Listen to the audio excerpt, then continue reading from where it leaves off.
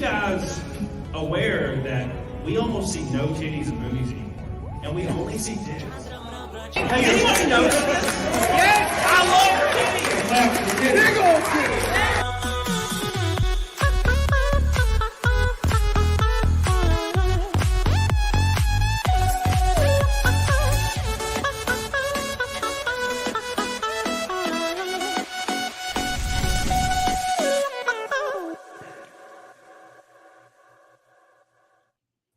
And we finally arrived. Look at that. Oh my God. Such a pointless intro, and I love it. So. Yeah, dude, I don't like, look, I modeled this after things that I was seeing, and I was like, man, I don't really have a video.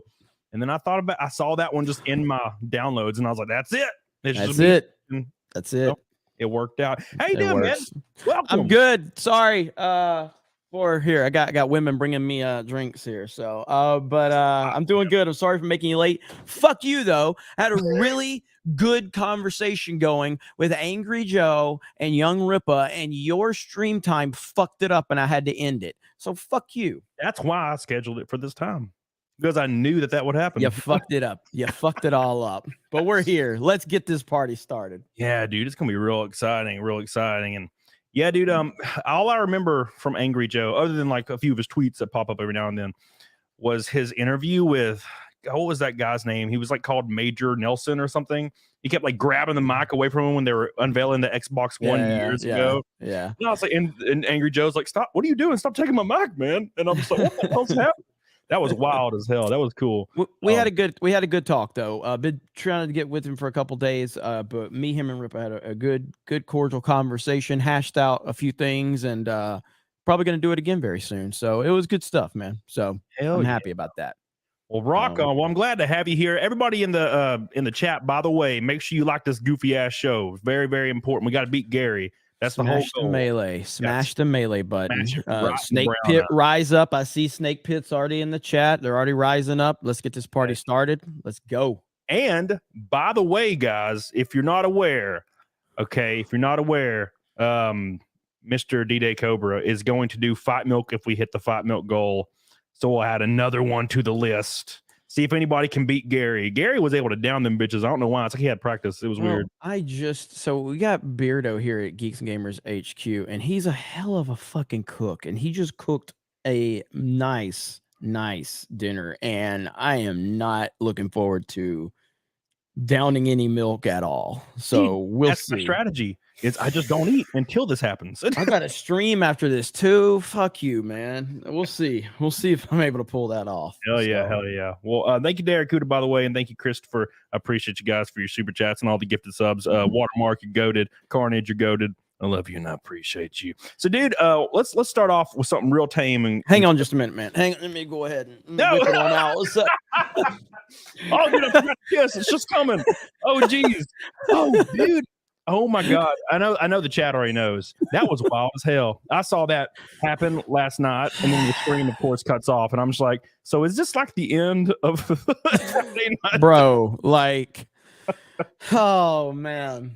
That was that. I guess somebody said Snake Pit rise up and he took it literal. I don't know, man.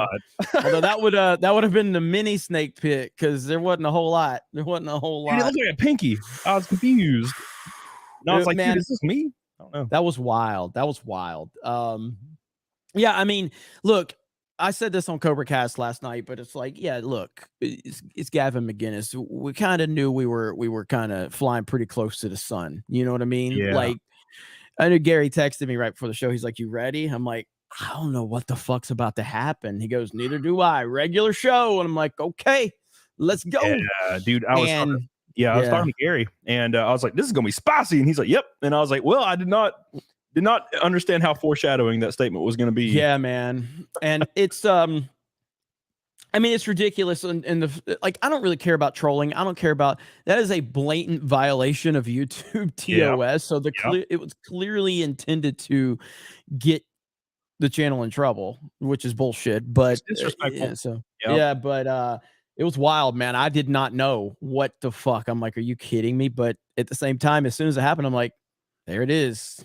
We knew something was going to happen. Yeah. And I kind of frequented Gavin's content back in the day, and I kind of was like a little bit of a fan of his when I would watch some of his stuff, because he would like shut people down and was really based, and I kind of enjoyed watching it. But dude, when I watched, it was almost hard to watch FNT when he was like saying that media, like games and stuff, they're all for children, and I was like, I was in my chair and you guys couldn't hear me, but I was screaming. I was like, this son of a bitch, dude, what the hell, Spider-Man's for children? Are you shitting me? Like, come on, dude. Yeah, I mean, it's I mean, I pushed back a lot, and I point blank said, like, people like you are the problem with a lot of the right side of media or voices, because you guys continue to dismiss the importance of culture, all of that shit. And yeah, I mean, it's nonsense. And then later on, when he kept asking and prying about questions about people's personal lives and all this, I'm like, guys, can you just stop answering anything? Because every answer you give him, he's just gonna troll even more. And he started smiling when I said that, because I was like, stop giving answers. It's clear what he's doing. But ultimately, once again, Friday Night Tights is the talk of the internet. It's a big for us.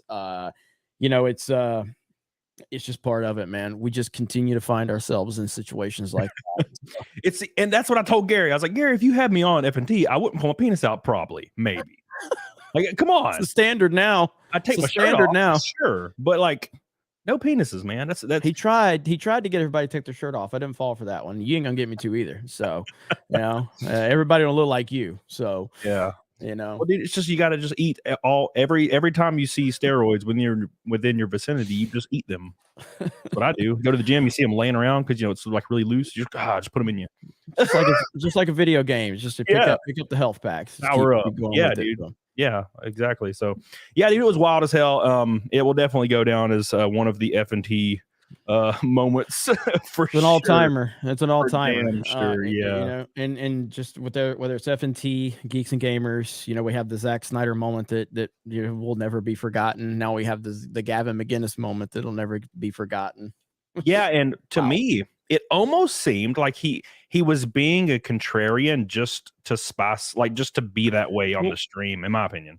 Well, the thing about him is he's really good at trolling, but also making his points. But it's hard to decipher which side he's on in any moment in time, because he's been doing it so long. I mean, he's a professional troll, is what he is. But he's also like he's always had base takes back in the day. We've seen him shutting feminists down, and we've also seen him faking FBI raids. Like, so it's just hard to kind of pin down, is he trolling right now or is he being serious?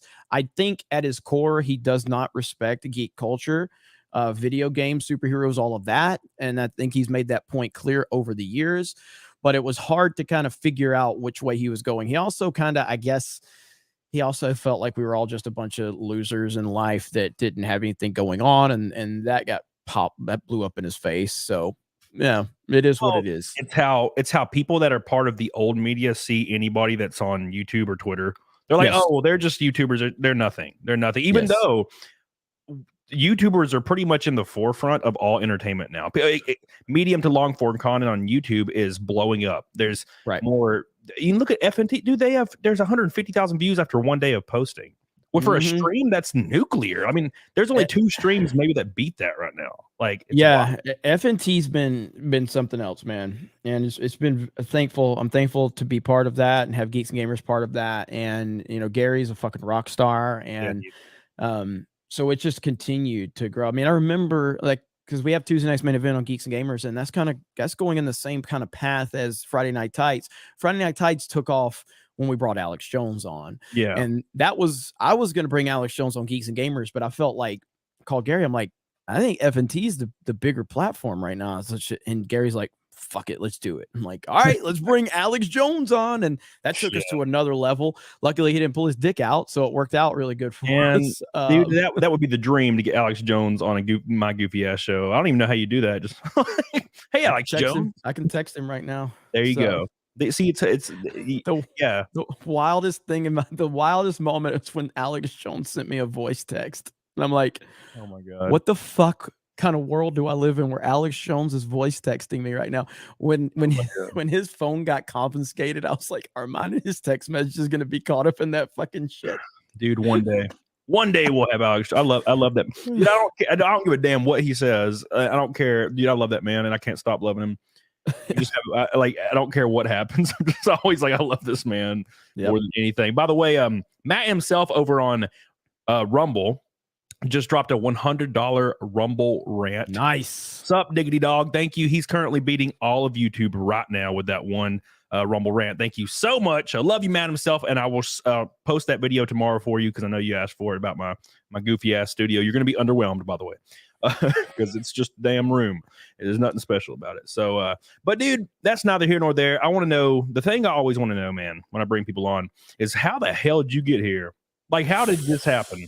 Because I know how it happened for me, right? But how did because you have a bunch of channels and they're all kicking ass. You got DDAYCOBRA, you got Geeks and Gamers, and then Geeks and Gamers has like 5 channels under them at least. There's like 10. There's like 10 total that I have under my belt right now, just on YouTube, plus the website, full editorial team, writing team, editor-in-chief, Twitch channels, all this shit. So it's wild. So this all got started back in 2011 when I was a big Modern Warfare player, Modern Warfare 2, Black Ops, like everybody. You know, that was our life, and that's where the DDAYCOBRA name came from. That was my gamer tag, and so DDAYCOBRA, we had a little clan, D-Day clan, and Cobra because of Mustang Cobras and G.I. Joe Cobra. I was like, DDAYCOBRA, it works, and so I just always stuck with it. But I love playing arcade games back in the day, and so I wanted to play console games in person instead of online, because that was like when online was really taking off with Xbox Live and PlayStation Network. And so I wanted to do video game tournaments in Montgomery, Alabama. I lived in Montgomery, Alabama at the time. Where did you grow up in Alabama? What part? Gadsden, Alabama. Gadsden, Alabama. So Gadsden, and shout out to Low Water Mark. I see you. Yeah, this guy's a monster. Thank you, dude. I appreciate that. Yeah. Low Water Mark comes to every stream I'm on and drops tons of money. It doesn't do that on my stream. That's anymore. very lucky. I'm fucking with you, Low Water Mark. Low Water Mark is always dropping bombs. I love Low Water Mark. Anyway, so I talking shit online is one thing. Talking shit in person is another thing. Yeah, so I was like, I want to play console games like in person. So I had the idea to set up a video game tournament in Montgomery. I didn't have no money.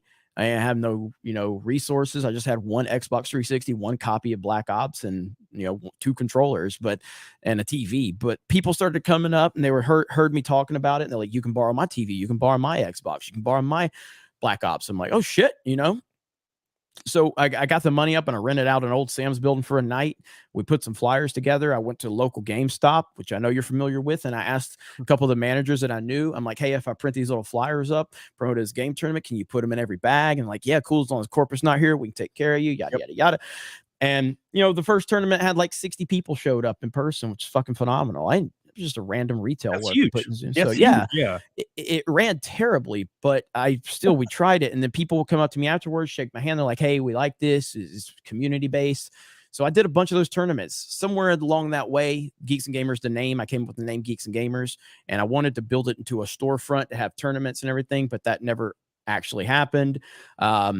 So I kind of stopped doing it for a while, but Geeks and Gamers are still out there. I then started a Facebook group. A bunch of people joined the Facebook group. I called it Geeks and Gamers. We talked about all this nerd shit. And through that, I started the website. And then the website started to kind of just be its own thing. Never made any money at this. It was all just passion. Yeah. And people on my team, I started bringing people on the team to be content creators. Someone came to me and they said, "Hey, we should start a YouTube channel for Geeks and Gamers." I'm like, "All right, cool. I'm not going to be on it because I'm not a YouTuber, but you guys can, if you guys want to cover some shit." Yeah. We started it. It was there for 4 years. It never gained more than 1,000 subscribers. And then 2016, I decided to take over the YouTube channel because it wasn't going anywhere. And luckily, a film called The Last Jedi came out, and it was really bad. And we ended up gaining close to 100,000 subscribers that first year that I took over the channel, and that kind of led me on the path I'm on. Well, that was way more interesting than what happened to me. I put up a goofy video and then just kind of put up a video here and there every week for a few months, and then I just stopped doing it because I was working so much in my normal life. And then I just refreshed my phone one day because I had a bunch of notifications, and I just had 9,000 subs, and I had 200 the day before, and then the next day I had 14,000. Next day, 21,000. Jeez. Like, well, son of a bitch. And it was all from that one goofy ass video. The one video. I think it was called "I worked at GameStop for 11 years. Here's my story." And it was a terrible video. The lighting was terrible. The camera, it was all terrible. And I think I said the word like 100,000 times in that video. Like, because I didn't, I wasn't able to articulate myself because it was like the first thing I've ever done. And that's the one that exploded. And then I just kept doing it. And I hit 100,000 subs after, I think it was 9 months after the video blew up. And that's wild. It kept, rolling, and then it slowed down, and now it's actually rolling again. It was like stagnant for like a year and a half or a while there. Real quick, Jeremy Maudlin. Jeremiah. I'm just sorry. I'm so used to you being here. No, you're fucking not. You just fucked it up. All I have is you on my mind. I'm sorry, dude. I can't help it. This is what happens when you come in. Jeremiah, I love you. I appreciate that so much, dude. Sorry for mispronouncing and calling you the superior name. Thank you, Calithra. Random DM, I appreciate that, by the way. Thank you. And Magnum Norse. Mini Gavin just wanted to live stream his little stream. There you go. It was little, all right. Holy shit, man. I think it was Nina who was like, yeah, it was fake. And I was like, well, I hope it was. I honestly don't know if it was fake or real. I hope for his sake it was fake. Yeah. I really do.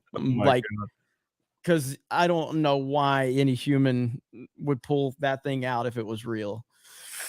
So, yeah, dude. But yeah, that's wild as hell, dude. So you had tournaments, and that was my favorite, dude. LAN parties. I don't know what it was, dude. I remember us getting Halo 2 and a bunch of Xbox and one of those little, I think it was like the Linksys, like it was like a router, but it wasn't a router. It was like a coupler. And we would just play Halo 2 and get pizza. And we would be in my friend's basement for just hours. And there was this one time where we did that. And it was like 8 of us. And we were sitting there for 12 hours. We didn't know if it was daylight because his basement was like cinder blocks and there was no windows. And we were just playing, and it started storming. And his house was on the river, and his basement started flooding. So we moved the Xboxes up on like tables and all got on furniture and beds, and we were sitting there in like 2 feet of water playing Halo 2 LAN parties. Hell yeah. Wow. And we were just eating like cups of noodles. It was freaking wild, dude. Bro, we would our whole apartment. I had roommates, and we had, our whole apartment was just TVs, video games hooked up. Like, we didn't give a shit. Pizza boxes everywhere. Like, It was great. It was the best. And that's all we did. That was our life. We go to work. We come home, we play games until 3 o'clock in the morning, get a couple hours sleep, go back to work, hate every second of it. Dude, get home, play more games, play more Call of Duty, play more Halo. That's all it was. It's so hard to recapture that shit too, because recently one of my buddies, we threw a LAN party at his house, and there was like 25 people. We had a bunch of Xboxes, and we were playing Modern Warfare. And like 2 hours into it, eventually people started like stopped playing, and we were just like drinking and like talking. Yep. It's so weird. Like you can't capture it anymore. I don't know why. It's hard to find. I mean, like the online aspect is still there from certain aspects, but like you said, when you get together, God, it was different back in the day, and I don't know how to recreate that, or if you can recreate that. Unfortunately. God, dude, I'll never forget being in an online lobby, and this is just online when Xbox Live was first around. And you'd have the pregame lobby with the 4 versus 4 on Halo or something. And you could talk before the match would start, and they would just be like yelling at us, and we're all quiet, and we would just decimate them. And then it goes to the post-game lobby, and we're yelling, dude, and you have people DMing you, dude, let's do a 1v1, motherfucker. Yep. That's it. You're like, Jesus Christ. And then you beat them on the 1v1, and it's like world's ending. It was awesome, dude. I had a friend of mine. His name was Nana, and he was from Africa, like legit African. And these dudes we'd get in the lobby, and they would just start talking shit, in-bombs, all that stuff. And then Nana would come in there with his deep-ass African voice and just start cussing words I ain't never heard. Oh, my God. These motherfuckers would be like, holy fuck. Like he would just like, I'll come over and rape your mama. I'll rape your sister. I'll rape you. I'll rape your dog. And they're like, whoa. I'm like, bro, come on, man. But back then it wasn't like, don't say that. It was like, fuck yeah, that's awesome. Now you say, like, oh God, don't say that. We need to bring that shit back. Yes. I miss it. Dude, Modern Warfare 2 lobbies, baby. I talk about it all the time. Dude, it was almost like the better you were at cursing and the more flow and natural like ability you had, the more devastating it was for the other team. Bro, so I just started my Twitch channel back up for like so I've never really done anything with my personal Twitch channel. Yeah. And so I went back on it in the first stream. So I play a lot of Fortnite right now. I know that gets memed on. I don't give a fuck. I love no build Fortnite, but I put in Modern Warfare 2, the new Modern Warfare 2. Okay. And I haven't been playing a lot of Call of Duty lately. I put Call of Duty in the first match. The first person that I interacted with, we're playing Warzone actually. I dropped the gamer word on accident on Twitch. No. And it's like Call of Duty just does that to you. Like I've been playing Mario Kart, I've been playing Fortnite, I play all this talk shit, but I've never slipped up. I slipped up at the moment that I put Call of Duty in. I slipped up, and I'm like, God, dude, something about Call of Duty just brings out the bigotry. It just does, man. It just does. I didn't say the F slur. I said it with a Q, though. I think you guys know which one I'm saying. All right. And I didn't mean to say that one. I'm like, you motherfucking, and I'm like, and I didn't catch it. And then I'm like, holy shit, did I just say that live? Oops. Crap. Oops. Oh yeah, dude. Back in the day, like it's 2008. I better not hear you have even a slight like ebonics ting to your voice because we're throwing the words around. Because we were dumb as hell when we were freaking 16, man. Like you just say whatever, dude.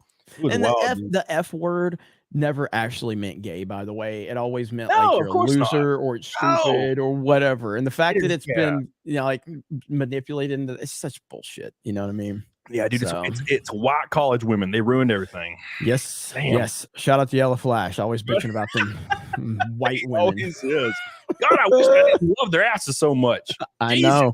God, I know. Only I could trust the Latina lady, but she's terrifying. You know, she'll cook great. She'll clean your house. It'll be beautiful. But I swear to God, if you look in the direction of another woman, she might kill you in your sleep. She will murder your ass. Murder your ass. The white girl will just cheat on you. Like, take all your money. Yeah. Go to developing countries that are only brown people and tell them they're doing it wrong. God. Bastards. I have one in my chat, Helena. That's that lady right there. She's all about that shit. Nick Ricada loves her though. He's like, I love that lady, and I'm like, yeah, but rackets. Go rackets. Old rackets. Yeah, dude. We were in Vegas and we had such a great time. You guys are going to Vegas, aren't you? Next month? Yeah. I said next month. I can't. There's so much I'm having to keep up with. So I know Geeks and Gamers is going to be at MegaCon. So the beginning of next month, April 1st, we're going to have a panel there.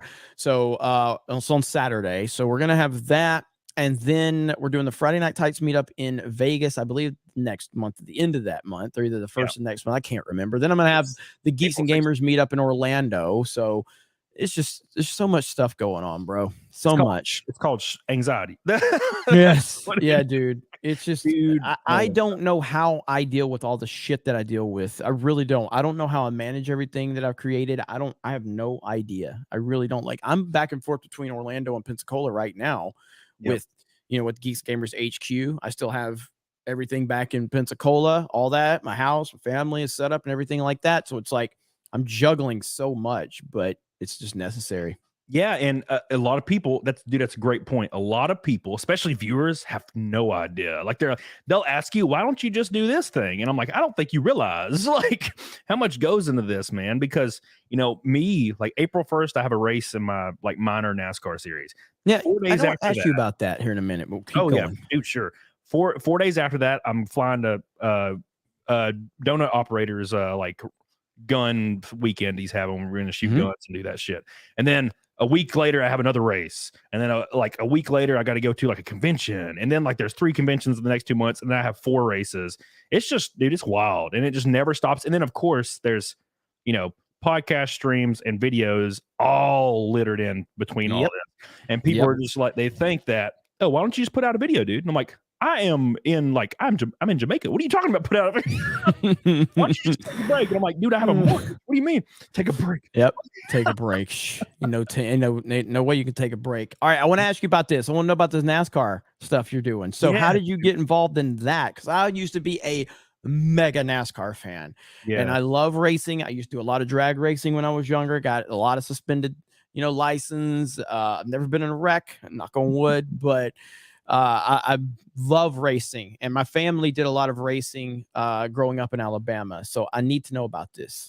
Yeah. So it was one of those things, man, where like luck of the draw. Like I bought a Gen 4, cup car. Just bought one. I was like, I want one, and I found like there was a website that was selling one. I was like, you know what? I'm gonna buy this thing and go in debt and amounts of debt that I couldn't fathom. And so I bought it. And I was like trying to find places to like drive it, like on tracks and stuff. And it was usually road course stuff. So I had to change the setup completely and learn all that garbage, which wasn't that's fun. a whole different animal than driving oval. Like, there's so much you have to do to these cars. And I found some organization that was running Rockingham, like North Carolina, the Oval. I'm familiar with Rockingham. That's when I found out immediately that this car was built for ovals and not for road course, because I set it up roughly for the oval, like based on like Google and like PDFs from 2004. And so I go out there and blister at like everybody that's testing. We run, I think, 3 seconds faster than everybody. Now, did you have any experience No. in a stock car Nope. like that before? Okay, Absolutely not. And we were 3 seconds off the track record, and the track hasn't been repaved in like 35 years. So if it was repaved, I'd have been close. So a guy approached me that was an ARCA driver. And, well, he raced in all the Cup, Xfinity, all that. He raced in all of it back in the 80s, 90s, and 2000s.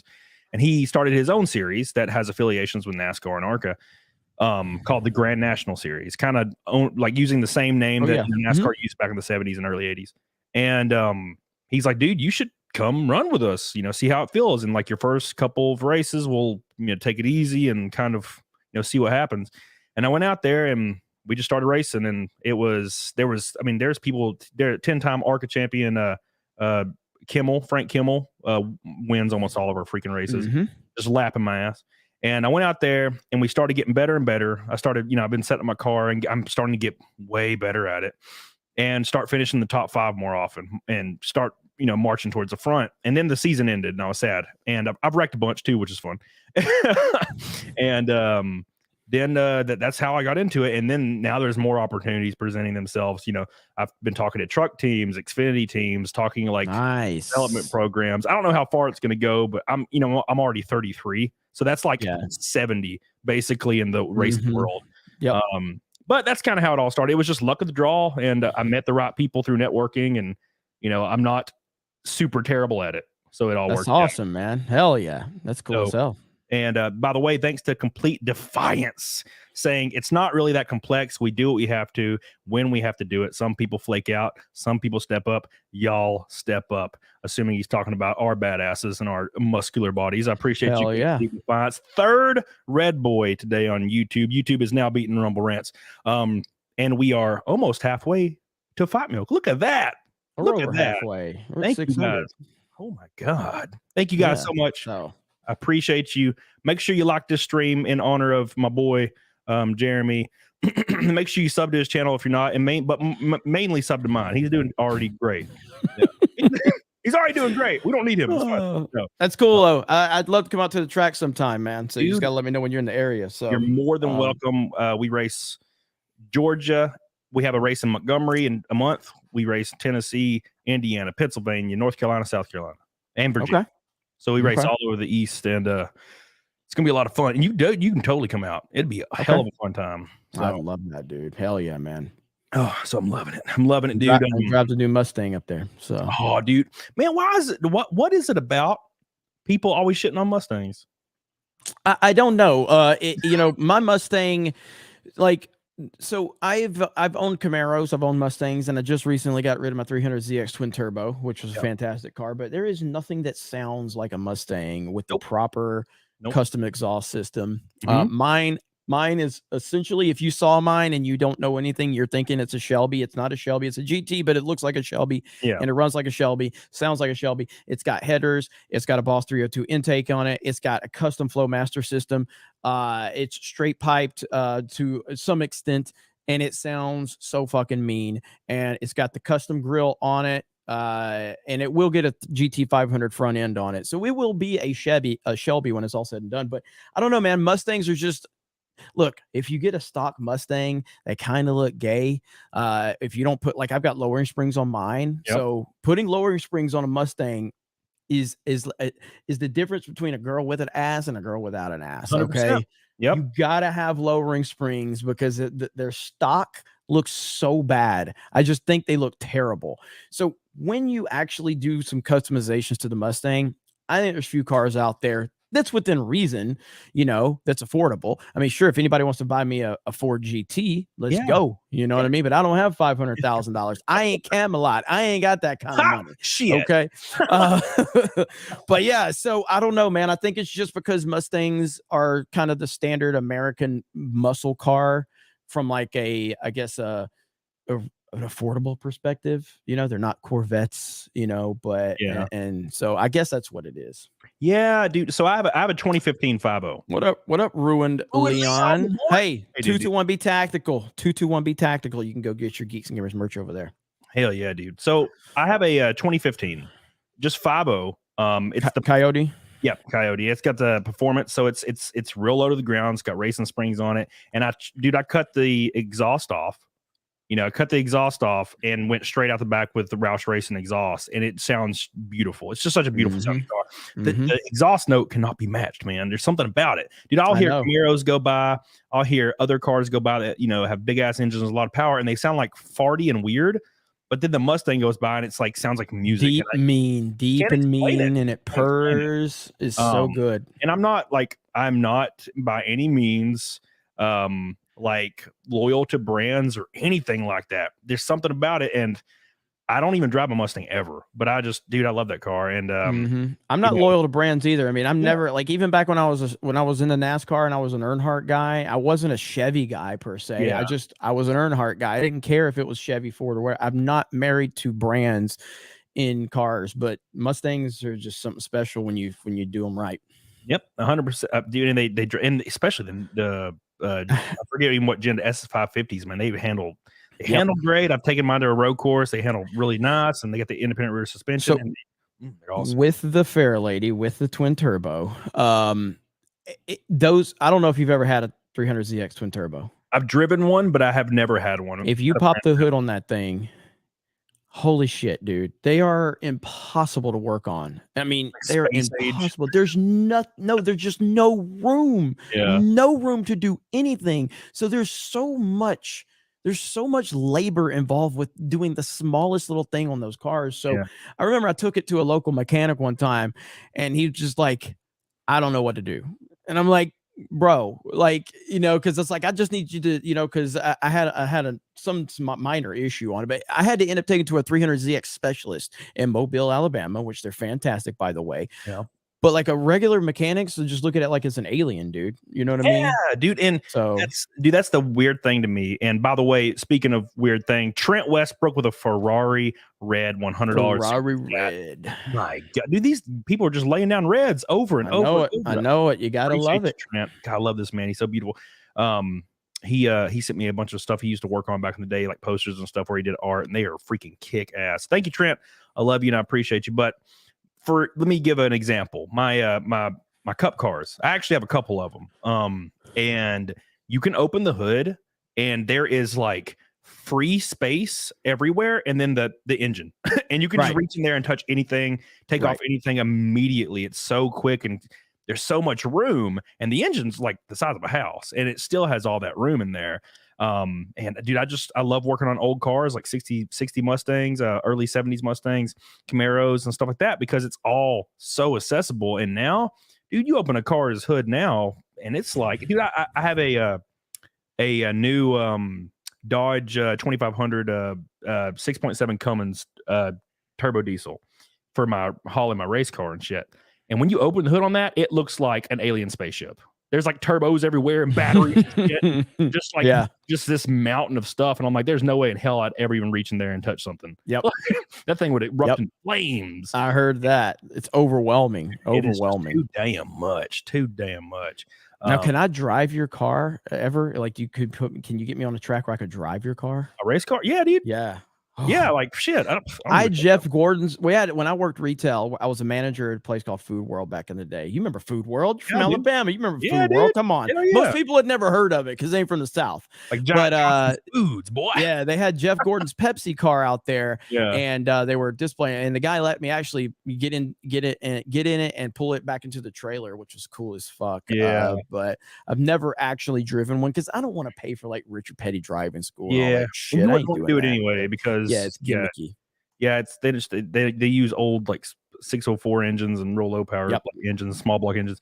But yeah, dude, I don't give a damn. If you came to one of the tracks if it's early in the day, you get in, just go around there. Just don't give it hell because you lose control in those bitches real quick. Especially, I know. You put the throttle down with 800 horsepower, the tires just spin immediately. So it's in the rear end will spin away from you. Yeah, and the rear ratios we run are like it's like a 650 rear ratio because it's short track stuff mainly.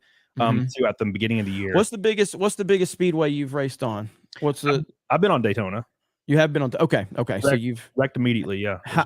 You wrecked? Yeah, I hit the wall head on. It was awesome. How fast? Oh, what's the top speed? Well, what type of car are you in? So this is like an ARCA style car. It's a cup car. It's a cup car. Okay. Yeah, so will it top out at 200?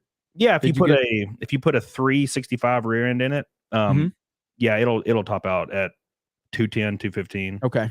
So it'll do whatever as long as you have the right rear end ratio in it. But I run a really short one right now because we run short tracks and I don't have a lot of money, so I can't have like a specific car for each track. Right. I have the one and then I have another one that's kind of like a showpiece right now. Gotcha.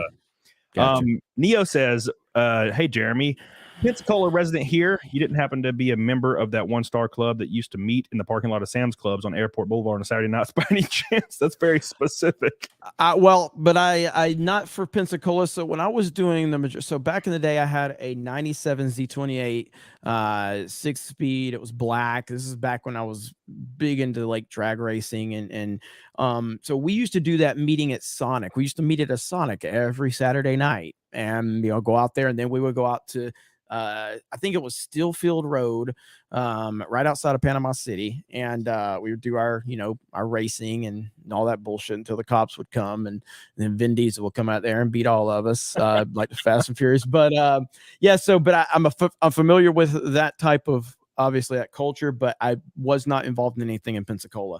I moved to Pensacola. So I grew up in Alabama, and then I moved to Pensacola when I was like I moved to Panama City when I was 15, and I was there for a long time, and I kind of went through, high school and all that shit. And so I did a lot of that, and then I worked in retail all through the time at Panama City. And then I moved to Pensacola later on in life. So, and now I'm between Pensacola and Orlando. So tell me something real quick. Matt himself, by the way, I love you, dude. He said, did you see the Steve Morris engine rumble rant? It says 9.3 liter. It's going into an El Camino, Jesus Christ. And Laura the Reese says, hi, Dad. How you doing, baby? So what do you think? Because I know, dude, I've watched your content for a long time. And I want to know what you think. Because I always ask this question to everybody because it's very, very important to me. What do you think about, and there's a word for it, and you already know what it is. But what do you think about over-the-top, disingenuous, forced diversity in almost every single iteration of every movie and show coming out right now? What do I think of it? Yeah, how do you feel about that? Have you ever seen my Of course you have. And you know it, so. That's why I'm asking you. I mean, I think that it's complete bullshit. I think we all know this. I think that overall, it's ran by people that are the true racists, and they're projecting their racism into trying to make the audience out to be the racist. As the real racists are the big wigs sitting in the corporate offices, the ones that are banging hookers, banging trannies, banging whatever they can, all while talking about how immoral it is to do those things. And the more bad that they're doing, the more they're trying to project that onto the audience so that you're not paying attention to them. Terrible fucking people. Yeah, dude. And you bring up a freaking awesome point that it's almost like, how can you not be self-aware when people are like, well, we need somebody specifically black in this role, and we only need them because they're black, not because of how talented they are, not because of their resume, only because they're black, and that is it. And they think that is being not racist. But in my opinion, that sounds super racist. You're not giving someone a job because they're good at what they do or they fit the role. You give it to them because you're wanting to appease an entire group of people, and that seems shitty to me. If you're giving a black person a job because you think a black person needs a job, that means that you think black people are beneath you and that they need your great white handout. Oh, dude. And oh my God. So I'm going to mention this real quick, but it always freaking bothers the hell out of me. It's the same thing as when you go on like a college campus and you ask people why they're against voter IDs, and they tell you because Racism. black people and people of color in communities can't afford driver's Yes. license, and they don't know where to get them, Yes. and they're actually they don't know how to use computers because they're not educated enough. And dude, what the how could you I know. possibly say that and think It's you're the the most good guy? it's the most racist thing ever to say that. Like, yeah, Yeah. black people aren't smart enough to work computers. So what? It's why. And you know what? I think I see it turning around because, you know, I don't know if you've noticed, but if you like, you know, all we can really judge off of is social media, really, you know, because the media is not going to give us what we actually, you know, would need to see. But I'll see posts all the time from prominent like black creators or maybe black actors or producers or anything that are like almost becoming aware of this weird white savior complex thing. And they're like, we don't want you to give us jobs. We want our own characters. And that's what we've been saying for like 6 years now. Yes. Just look who's getting called racist more than anybody right now. Ripa is getting called a racist that hates black people more than anybody. Yeah. Why? Because he created a standalone black character that doesn't rely on a white person hand-me-down. A black character that was created from the ground up. He's his own person. He's not using any white tropes or any of that to you know, get his name out there. And because of that, all the white leftists are calling Ripa a racist against black people. You're like, what is going on? The audacity, and it's gatekeeping, to be honest. And I'll explain what I mean by that. But the audacity for like white people that maybe identify on the left for any reason or whatever, based on their views, are the first people that will call actual black people like Uncle Toms and race traders for just believing a certain way or stepping out in a certain way, like Ripa did with creating the Ripaverse. Like, they're like, you're an Uncle Tom because of this. And I'm like, dude, you are a 58-year-old bald dude. What the fuck are you? And you're white. You're white. And you're calling a black dude an Uncle Tom. And how could you ever fathom to do that? And dude, it's just insane to me. And they will get so much support. Much support on social media for that, and it blows my mind. Well, I mean, like this, there is a lot of bots out there, a lot of bots that are designed. Like we saw this like She-Hulk when She-Hulk was going on. There were these like She-Hulk stan accounts that didn't have any followers, like maybe had like a few hundred followers, and they were getting tweets that were getting like hundreds of thousands of likes, and you're like, that doesn't make sense in any capacity whatsoever, because it wasn't like a one-off here. Like there were a lot of those, and it was like, this doesn't make sense. Common sense. Just step back and use it. This doesn't make sense. Yes, one tweet here, one tweet there. There was consistent She-Hulk stan accounts with less than 1,000 followers getting hundreds of thousands of likes to promote the show. That doesn't add up. 2 plus 2 is not equaling 4. And if you question that, you're racist, by the way. You know, yeah, like, dude, it just doesn't make any sense to me. And like, it's the funniest part of this whole thing is coming full circle in it when you have studios, the same guy and the same casting directors or whatever, that are like, we need this random black actress to be the Little Mermaid and with not much of a resume. We need her. Why? Because she's black. It's like, okay, well, there that is. And then that same guy, when they release, you know, Star Wars or something, you know, from Disney in China, they'll either remove completely or put a mask on the black character. Why? So they can make money in those markets, because those markets don't want to see that shit. And instead of, you know what they should do? And you already know, they should just pull out of those markets if they actually believe that what they said, but they don't at all. It's all, they just feed whatever demographic they think will give them more views and money. And of course, on social media in the West, you got to go over the top left to get that clout. That's just how it works now. Yep, 100%. These people are fucking psychopaths. They're terrible.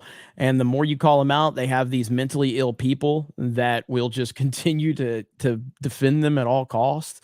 It's like, why are you in favor of the corporations? Yeah, dude. That is a great point. I want to come back to that. Trent Westbrook says, I watched your channel, Jeremy, and enjoy your videos. Do you believe there's anything left to salvage at the moment from Lucasfilm? The poison seems to filter down even to the smallest contract artists out there and is driving people away. Thoughts? Thank you, Trent. I love you. I see absolutely no scenario where Lucasfilm can be salvaged, and I've Agreed. talked about this many times. So I haven't watched The Mandalorian season 3. I don't care. I don't care to even roast it at this point. Yep. The only reason I've watched things like Obi-Wan Kenobi and some other stuff recently was I did this crazy thing, and I know this is going to sound crazy for a lot of the people in Hollywood and a lot of people on YouTube. Some people, not you, but like some people are going to think it's crazy. It's kind of alt-right what I did, Camelot. I don't know if I want to admit what I did. I listened to my audience. Oh God, I can't. I know. Oh, you're not supposed to do that ever. I know. God, I listened to my audience when they asked me point blank, "Hey, will you watch this show and review it for us?" I know it's terrible that I did that. I know there's some YouTubers out there that get really upset that I get clicks off of these things. But yes, I listen to my audience. But yeah, I don't have the passion for it to the point where I can't even watch The Mandalorian to give my audience like a proper roasting of this show because I don't care. What I have said, people have said, there's got to be something, Jeremy. There's got to be something. I said, fine. I'll answer it in the most give it the most hyperbole I possibly can. If you want me to come back to Lucasfilm, the only scenario is Kathleen Kennedy has to be publicly fired and shamed, just like they did Gina Carano. Publicly fired and shamed. Okay. We need to apologize publicly to George Lucas. Okay. You need to retcon everything that they've done and then have George come in there and try to fix it to the best visibility with what's left. Also, Kathleen Kennedy will not be able to come within 500 miles of a Star Wars production unless Donald J. Trump signs permission for her. She has a restraining order that only Trump can give approval of. That's how I come back to Lucasfilm. Yeah. And they're like, well, that's impossible. Exactly why I said that it's not possible, but that's the only scenario where I will go back. Fuck that bitch. Yeah, and fuck Lucasfilm. It's crazy because, you know, fans are one thing, viewers are one thing, but for the studios and the people in charge to even expect people to keep coming back, that's like slapping a dog in the face every day when it comes up to your door and then expecting it to come back the next day. I'm like, dude, I've been slapped enough. I'm done. Yes. I haven't watched it. I watched the first 2, I think, or 3 episodes of Obi-Wan. Couldn't do it. The Reva character, or whatever her name was so awful and bad acting, and it was so stupid. I just couldn't do it anymore. So it's unbelievable how bad it was. Yeah, unbelievable. Couldn't watch that. And to be honest, the first season of Mandalorian was just okay. And I think the reason people liked it so much was because it was in contrast to what we got, you know, recently. Everything was so terrible. And then Mandalorian came and we're like, oh, it's not that bad. You know what I'm saying? Which made people think it was the greatest thing ever. There was a lot of really cool moments in the show, but, you know, to be honest, I like The Mandalorian season 1. Okay, it was fine. Yeah. I like season 2 fine, but I mean, I like Dave Filoni's, you know, like Clone Wars. I love the Clone Wars. I fucking love the Clone Wars. Yeah, I think Clone Wars is fantastic, and even season 7 of the Clone Wars was fantastic, and that was, you know, under Disney technically, even though those stories were, you know, already done. But I think Filoni is actually pretty good at what he does, but he's also a bitch made beta male that won't do. They'll do whatever Queen Kathleen tells him to do. So I just don't care. I think that's where your apathy's got you to the point where I just don't care. I don't even care enough to complain about it. But roasting Reva has been fun on Twitter the last few days. I will say that freaking. Oh, by the way, Billy Hatcher, I love you. Dude, what was it? It was like a Kickstarter, or it was like a crowdfunding? It was a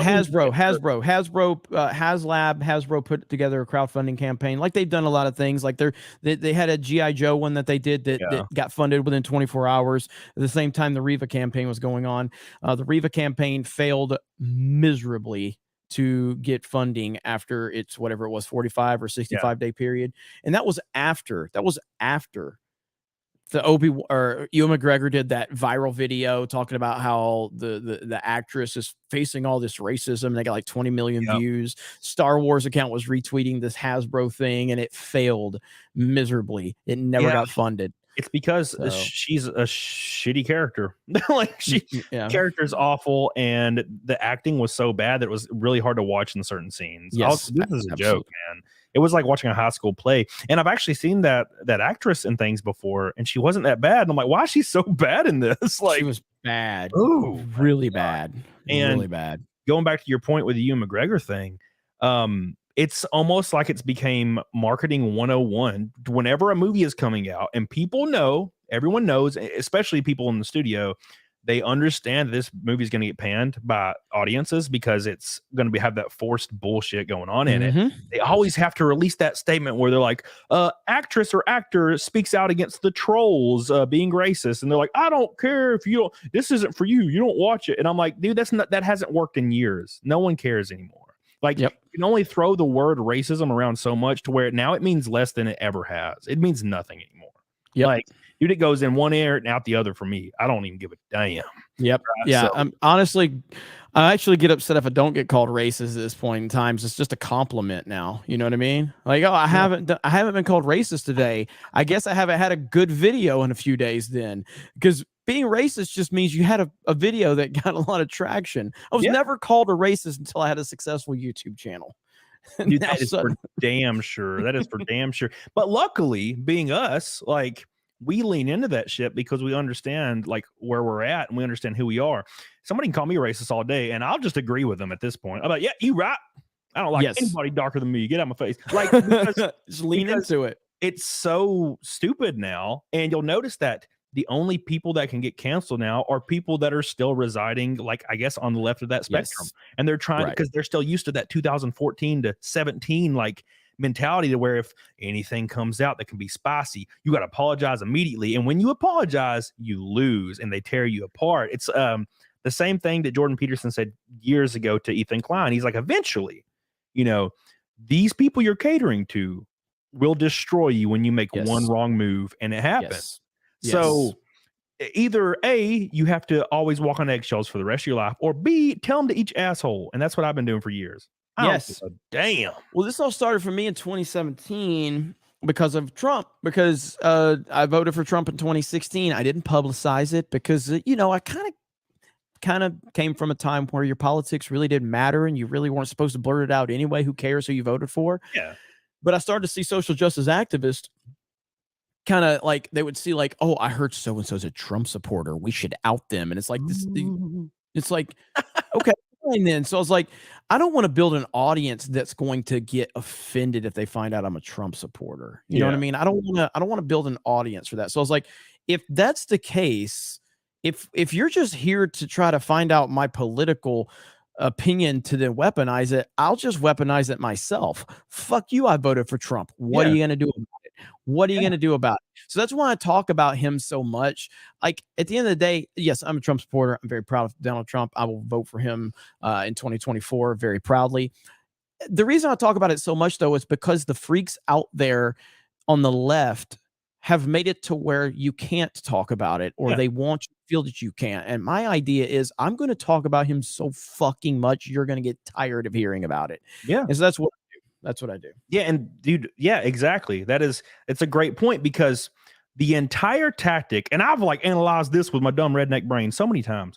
The tactic is people want to morally shame you, and that's how they get their kicks or their endorphin rush. And if you don't allow them to do so, i.e. by leaning into it, oh, you voted for Trump? I sure did. I'm gonna do it again, bitch. What you gonna do about it? And then and they'll respond with, well, you're a terrible person. And then you reply with, I agree, I am a terrible person. And they're like, oh, okay, we'll carry on, I guess. Like, it's over. You lost. Yes. You know, they want you shamed. They want you to apologize. They want you to beg for their forgiveness. And when you don't do that, they have no power. They have no power whatsoever. Exactly. And honestly, I feel like the tide is turning. By the way, Raccoon Wrenching, how do you get over the things? And how did I get better on camera? Just by being on camera. The first like 3 to 4 months I was on YouTube, I was weird as hell. And then all of a sudden I wasn't anymore. Well, I'm still weird, but this is just how I am in real life. That's how I do it. So. Yeah, I mean, it's repetition. I mean, it's like anything else in life. I mean, I don't think you're going to meet a content creator, period, that feels like they did their best work in the first few videos. I don't think that's possible. No, dude, I've talked to a lot of big YouTubers, and they're like, yeah, you know, my first few videos are really cringe and all that. And so everybody feels that way. They always are. You're always going to get better. Yeah, dude. Like if I see one of my old videos like recommended to me, I'm like, ooh, I'm gonna scroll past that bitch. Please don't. I don't want to watch that. It's awful. Like, oh man, like my haters, you fucking weirdos. Like, if you really want to make me cringe, just clip out something I said back in the day, and I'll be like, oh, don't clip that. You know, like they love to clip that I like The Last Jedi or I love The Last Jedi clip. They love to use that thing on me. So I have debunked that thing so many fucking times. So I was in Houston, Texas. And you know, Josiah Rises is. So I was in Houston, Texas. Josiah's been with me forever. I was making a video and I was talking about The Last Jedi, but I meant to say The Force Awakens in that clip, but I said I love The Last Jedi, and I think it did a damn good job for what it needed to do for Star Wars. I meant to say the Force Awakens in that moment. No. So I sent the video to Josiah, and I'm like, hey, can you please edit this part out? Because, and this was before I even had a following. Like, I think I had like 5,000 subscribers or some shit on YouTube when this happened. But the channel was at least starting to get some traction. So I sent it to Josiah. I'm like, hey, can you clip that out? You know, misspoke, whatever. He says, yes. So he's like, he took the clip and he showed it to me of what he did. He slowed it down. He's like, can I post this in the Facebook group and say we exposed you? I'm like, fuck yeah, you can. That's fucking awesome. So he did that. And then like 2 years later, when the following picked up, apparently that clip went viral on Reddit. And these fucking weirdos like, we finally got him, boys. We found him saying he loves The Last Jedi. And they keep using it. And every time these retards use it, it just shows me how mentally ill they are because they have nothing. It's so funny. But fuck Josiah. It's so beautiful when they go back to the same criticism from years ago. And then that's when you know, like, you're doing it right because you haven't done anything wrong. And that's me, because I don't do anything. I'm super vanilla. I don't like, when I go to cons, I'll drink alone. I might talk to a few people, go back to my room. I don't do anything weird. I don't say anything out of the way to people. So people always go back to the same thing that happened in 2020 when I wrecked my stock car and I did a GoFundMe. They go back to it every time and they're like, you rob people. And I'm like, no, I fixed my car. That was the whole point. And then I wrecked it again. So it was great. So yeah, and they always go back to the same damn thing. And dude, I'll just never understand it. I'll never understand it. And dude, have you ever had a like a stalker doxing situation? I've had a couple of minor issues, but they were never anything I was gonna make public because I felt like it would only bring more of that stuff up. But nothing too bad. I mean, I've had some instances I won't say publicly because it'll just give people ideas, you know, for what happened. Minor things, but nothing major up to this point because I've been very good about keeping as much information as private as humanly possible. Dude, they got my ass. Yeah. I got swatted and shit. But luckily where I live, it's no knock warrants are illegal. So they had to knock first and talk to me, and they all had their guns and shit. And I was like, dude, it's just, there's a guy online. I'm a YouTube guy, and he's been going after me for a long time. And then once I said the email that he always uses, they all relaxed. The main guy relaxed, and then they all relaxed. And they're like, oh, we get it now. And I'm like, yep, it's just a dude trying to get me killed. But he doesn't realize he was from a different country, and he thought that they would just kill me or come in and blow my door down or something. But that's not how it works here. So yeah, it was wild, dude. It was absolutely wild. And my friend Melanie was going through a situation like that, and she's still actually going through it. Oh, Melanie Mac? Oh yeah. So dude, I don't understand where these people come from or why they care. When I don't like a creator, which is very rare, I'll be honest, like, because I don't care enough. But if I was to dislike a creator, I would just not watch their content. Like, I don't understand where they're going into emails, trying to Google you, trying to find out who you are, trying to do all this. They're mentally ill people. I mean, that's just most of these people are mentally ill. Like, you have to be mentally ill to obsess over a fucking YouTuber you don't like. Yep. So, ask Jeremy the Blair White question. Very important. So, yeah. I released a short about this today because it was on. We did it on the CAMELCAST with Nick the other day. So, yeah. So I asked this question on Twitter, and I said, "Would you rather have sex with Blair White or the 29-year-old Indian lady that's 30 centimeters tall and she looks like a toddler?"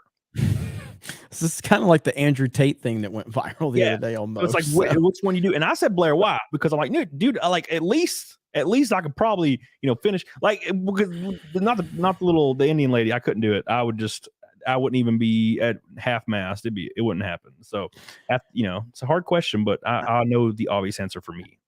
I mean, the obvious answer for me is I would just jerk off. But like, that's the obvious answer. But if we're pulling the gun to head and you have to pick one, do I have to do anything I don't want to do to Blair? No, of course it'd just be the normal, just insert and leave. Okay, then I think that's probably going to be. I don't know if I could even. if I could perform either, I think I'd probably have a better chance on the Blair situation. That's what I'm saying. Yeah, you know but, what? Look, but if without gun to my head, I'm just gonna jerk off. yeah, that's the obvious course of action. But I'm like, dude, if I have to choose, it's gonna be Blair White easily. Like, at least like it's a human that's like of size. Like, yeah. So the other thing's like a fleshlight with eyes. I can't do that shit. That's weird. So it makes me feel like the wrong man. Yep. So there you go. So flip that one, Twitter. Yeah, there you go. Easy. So, dude, tell me what you got going on with it, because I know you got so much stuff planned. You obviously think of a lot of shit. You know, it took me how long it took me to think of this goofy ass show. Like, it took me like 2 years. So, what kind of big ass plans do you have, especially for the scope of Geeks and Gamers for the future? Because you just keep growing every damn day. Especially, and anybody that's in your scope continues to grow as well. So, like, what is the let's say the future, your foreseeable end goal? My goal is to make Geeks and Gamers the Barstool Sports of the geek world. That's what I want it to be. I want it to be fucking huge. I want it to be massive. I want it to transcend places. Like, in a lot of ways, Barstool has kind of dethroned ESPN in a lot of ways. Yeah. And I want to dethrone places like IGN and Kotaku and shit like that. That's the goal. It's a mass, like, if you go back to me in 2015, 2016, I watched a lot of like Collider Movie Talk, Schmoes Know, John Campy, all this shit, you know, because it was kind of like Sports Center for movies. Those guys were fucking massive to me at the time. I just couldn't comprehend like what type of life they were living. And I was, oh man, these guys, they wake up every day, they get to do YouTube movies and shit. I go, man, what a great life. I'm bigger than all of them now. You know what I mean? And that doesn't even comprehend with me, though. I don't think about it like that. I am, but I'm just giving a reality. The reality is Geeks and Gamers is bigger than all those guys were when I was watching them. Yeah. I don't fucking understand that, and it doesn't register with me at all. So the idea that we could be Barstool doesn't really seem possible to me, but just like it didn't seem possible to me in 2015 that I could be on the level of those guys I was watching. So it's a big, massive step that I am going to, like, I can't do it alone. I can't do it without becoming a massive YouTuber of like 10, 20 million subscribers. And I don't see that. I'm not YouTube friendly enough to ever get that big. Yeah. So we're going to have somebody, a private investment company or a private investor that doesn't restrict us. That's kind of what Dave Portnoy. He had somebody come in and he had a lot of offers, and he finally had an offer that they didn't restrict them from a creative standpoint. So that's eventually something that will hopefully present itself, but it's already presented itself a few times for me, and I've turned the opportunities down because the opportunities weren't what I wanted them to be, and it felt more like we've just turned into a corporate machine, and I don't want that. Because I was having a conversation with someone about 6 months ago, and they were like, you can have a great life doing exactly what you're doing for the next 10 or 20 years. Be happy. You've got your community, you've got all your channels, anything you kind of focus on, it kind of seems to succeed. But he's like, it seems like you want more. And I'm like, I absolutely want more. I want this to be so much more. I want Geeks and Gamers. I want people to think about Geeks and Gamers when they hear Geeks and Gamers, not Jeremy, you know? And so finding personalities like Ryan and Jay and Krista and Steph and all these personalities that I feel can rival me in some way has been really nice, because I want more strong personalities to be part of Geeks and Gamers. So that's the the big vision of it. And how we get there, I don't know. I don't know how I got here talking to Camelot. I have no idea. I don't know what the fuck I'm doing. Dude, I don't know what I'm doing. People will message me, hey, like, how did you do? I'm like, dude, I still don't know what I'm doing. Like, every day is just random as hell for me. And dude, back to your point, that's an interesting thing I think about a lot that I never say. I will be scrolling through my feed and I'll see a creator I watched before I started YouTube, back when I was working at GameStop on my phone. I was looking through stuff and I'll see creators and I was like, oh dude, I remember that guy. And I'll click on him and it'll be like 27,000 subs. And I remember thinking back then, I'm like, man, I wish I could do this kind of stuff. Mm-hmm. Yes. And I'm like, wow, I'm 10 times larger than that. Like, that's crazy. Like, how did that happen? Like, It's the weirdest shit in the world. So yeah, that still happens every other day. I'll be scrolling. I'll be like, wow, I can't believe this person only has 90K subs. Like, it's weird. Like, I remember there's one guy, a tech guy, used to watch, and he had 20,000 subs, and I just going like, how do you get 20,000 subscribers? Yeah. How much? The supermodels he must have, the Ferraris, the fucking life at 20,000 subscribers. Yeah, dude, it was wild. It's completely wild. And to be honest, I think it's what keeps people like you not only striving, because your work ethic is undamn matched. I'll click on your videos and it's like every 2 hours. I'm like, how's this possible? And dude, I put out like one every 3 days. And so the work ethic's there. You're going to easily grow to wherever you want to be. I think you're going to end up going if you continue what you're doing. And the most important thing to me, and this is the creators I watch, is you started doing this at an age where you're already well into adulthood. Yes. Right? So when this starts to snowball, you stay Jeremy. You don't become this different person, and it keeps you genuine and keeps the content meaningful. Whereas when people get big, when they're 16, 17, behind the scenes, and it'll eventually come out in their content, they're shitty people because they were kids when they got big. So they don't know they're like, oh, I deserve this. I'm great. I'm amazing. And dude, I was 30 when this happened. Yeah, well, I talked about this recently, and I know you want to get Marlon's super chat, and then I'll continue. But what's up, Marlon? Appreciate you, man. Oh, he says, I didn't even realize it was up there. Jeremy says, Jeremy, you guys must watch the video Baby Freaking Yoda by Crazy Boris Productions. Dude, send me a DM on Instagram or on Twitter, and I'll watch it. Thank you, Marlon. I love you. What up, Marlon?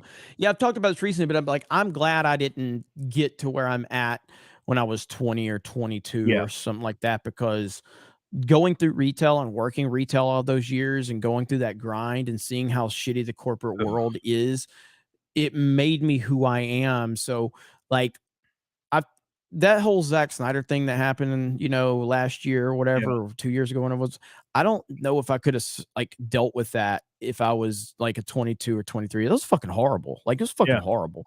And but knowing where I am now and going through the retail grind all of those years, and losing jobs, gaining jobs, learning managerial skills, learning to overcome things, all of that shit built me for who I am now. So there's not a whole lot I can't handle. There may be things that are a little more tough than usual, but I feel like I can pretty much handle most things because of the approach I take as a leader. But I see these kids at like 22 years old, and they got fucking like 50,000 people watching them on Twitch play Minecraft, and they talk about stress. And I'm like, motherfucker, you don't know shit about stress. Yeah. You're playing a fucking video game right now. Yep. This is not a real job. It has real stresses. And like, I would say like what I do is probably a lot different than a lot of people, even what Camelot does. What I do and the people involved with my shit and how many people I manage and how many personalities and shit I have to deal with, I'm operating on a whole different, kind of playing field from that perspective. That's my choice. I chose to take all of that on. But just being a YouTuber, like, I don't want to say it's easy, but it damn sure ain't a real job. In terms of like, it ain't retail. It ain't going like, it ain't working Black Friday at a fucking grocery store or a GameStop. And by the way, I have no idea how you worked at GameStop, okay?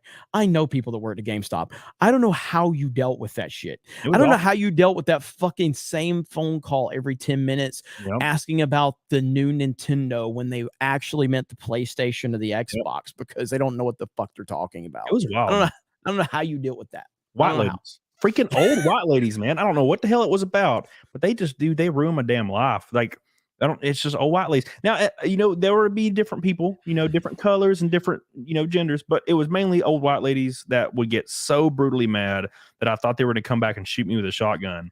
Dude, it never got better. And it's even worse now than it ever has been, especially for employees there. Working in retail in general is probably worse because companies have realized that they can just not pay you and just fire you. They don't give a damn anymore. They're laying off people left and right. Best Buy laid off 30% of its workforce and then rehired people for a lower wage. Like, they're like, fuck it, who cares? And these were tenured people that had like benefits, and they were like not out. And then they like a month later, they sent them emails saying, if you would like to reapply for a vastly lower rate and no benefits, you can. And I'm like, damn, it's a slap in the face. And corporate companies realize they can do that because a warm body is more, it means more to them now than actual people that are knowledgeable, for profit. Because to be honest, and I don't know when this climate started, but you'll notice that almost every corporate company, everybody on the board, executives, maybe even the CEO, have only been there for a year, and they're only planning on being there for 2 to 3 years. So their entire goal is to make, revenue or operating income or anything as high as possible for the period they're there before they leave. So it's just bad decision after bad decision, and they get new executives, bad decisions, new executives until the company's gone. And that's pretty much the way everybody's going. By the way, guys, we are only 80 likes from 1,000, which is already 1,000. We're a little over an hour in and already 1,000 likes, and we are barely 170 from Fight Milk. So thank you guys so much. The old Fight Milk. Says, will Geeks and Gamers ever try a movie fights like format, maybe with Nerdrotic as host? I've considered that in the past, and obviously you had, I talked to Andy Signor back in the day, and then me and Andy just, man, like one day I'd talk to him and be friendly, next day I'm fighting with that dude. We could never, it could never stick. But yeah, I mean, I think Gary, I've said this a long time ago, back when I first met Gary and when he had like 40,000 subscribers, I said, like, the moment I met Gary, I'm like, he will be a fucking rock star just because the way he does videos, his knowledge, his delivery. He's got that old wise man kind of feel to him, but he also is a fucking just nerd with a bunch of toys behind him. Gary's the man. So if I was to ever do something like that, I think Gary would be the perfect host for sure. Dude, he is such a knowledgeable dude. Like, he knows everything about everything, or has, enough knowledge to talk about everything. Gary's a good dude. And dude, speaking of Gary, like, this dude, I DM'd him the other day, and he responded immediately and was like, dude, I'm out of town, but I'll come on your show next week. And a lot of people say that, let's be honest. And then the day came, and I was like, hey man, you free tomorrow? And he's like, yeah, I'll be there. And I was like, well, god damn. And then he came, and it was a great show. We had a lot of fun, dude. It was such an awesome show, and I was pumped because I've always, I'm a big fan of Gary. I'm a big fan of yours. A big fan of a lot of these people that I'm bringing on. So when I get on, I'm like a little nervous. I'm like, oh god, oh Jesus, like, I'm a big fan of these people, and it's just really, it's really cool to have all these people and have like minds on here. Even if they weren't like minds, it's still fun in my opinion. So thank you, by the way, Red Bandana. Love you. I see the chats asking about the Zoe. So that Zoe account came in my chat like 2 days ago, and they were like, they got a lawsuit against me. So I highlighted it and grifted super chats off of the fucking stupid ass to help pay for my lawsuit. So I guess they're here now saying the same thing. Does that mean I get to grift it? How does this work? I don't know how the grift works. I would 100% grift off of it if you could. So. Yeah. Thank you, Star Wars guy. He says, hey there, Jeremy. You kind of helped red pill me back in 2017 and 2018 after The Last Jedi. What do you think Disney's going to ruin, or do you think Disney's going to ruin Thrawn in the Ahsoka series? Yeah, I mean, so the problem is I think Rosario Dawson is actually really good as Ahsoka. I do. I think she's a really good casting, and I like Rosario Dawson. I've always liked Rosario Dawson as an actress. I liked her in The Mandalorian season 2. I thought she was really good. I have not seen the Book of Boba Fett, so I don't know about the performances in that. But overall, I think Rosario is a great Ahsoka. The problem with Ahsoka, and Ahsoka is my favorite Star Wars character, is Ahsoka is so far beyond where she should be. She should not be alive.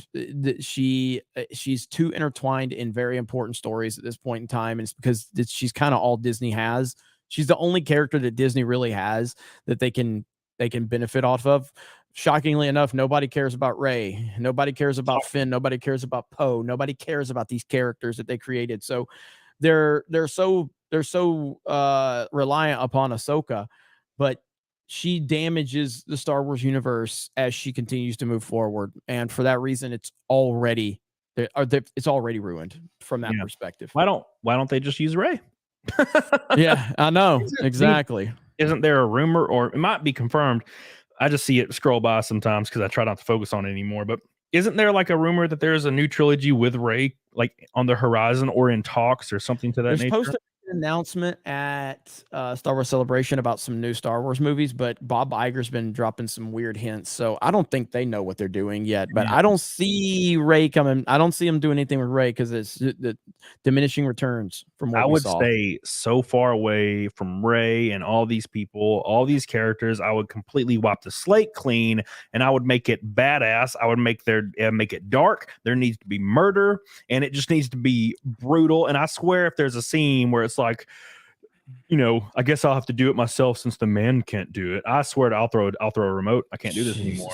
God, I'm so tired of that scene in movies where it's like, oh, never let a man do a woman's job. And I'm like, I can't do this anymore, man. I just can't do this. Like, it's getting so old so fast, man. It's yes, it is ridiculous.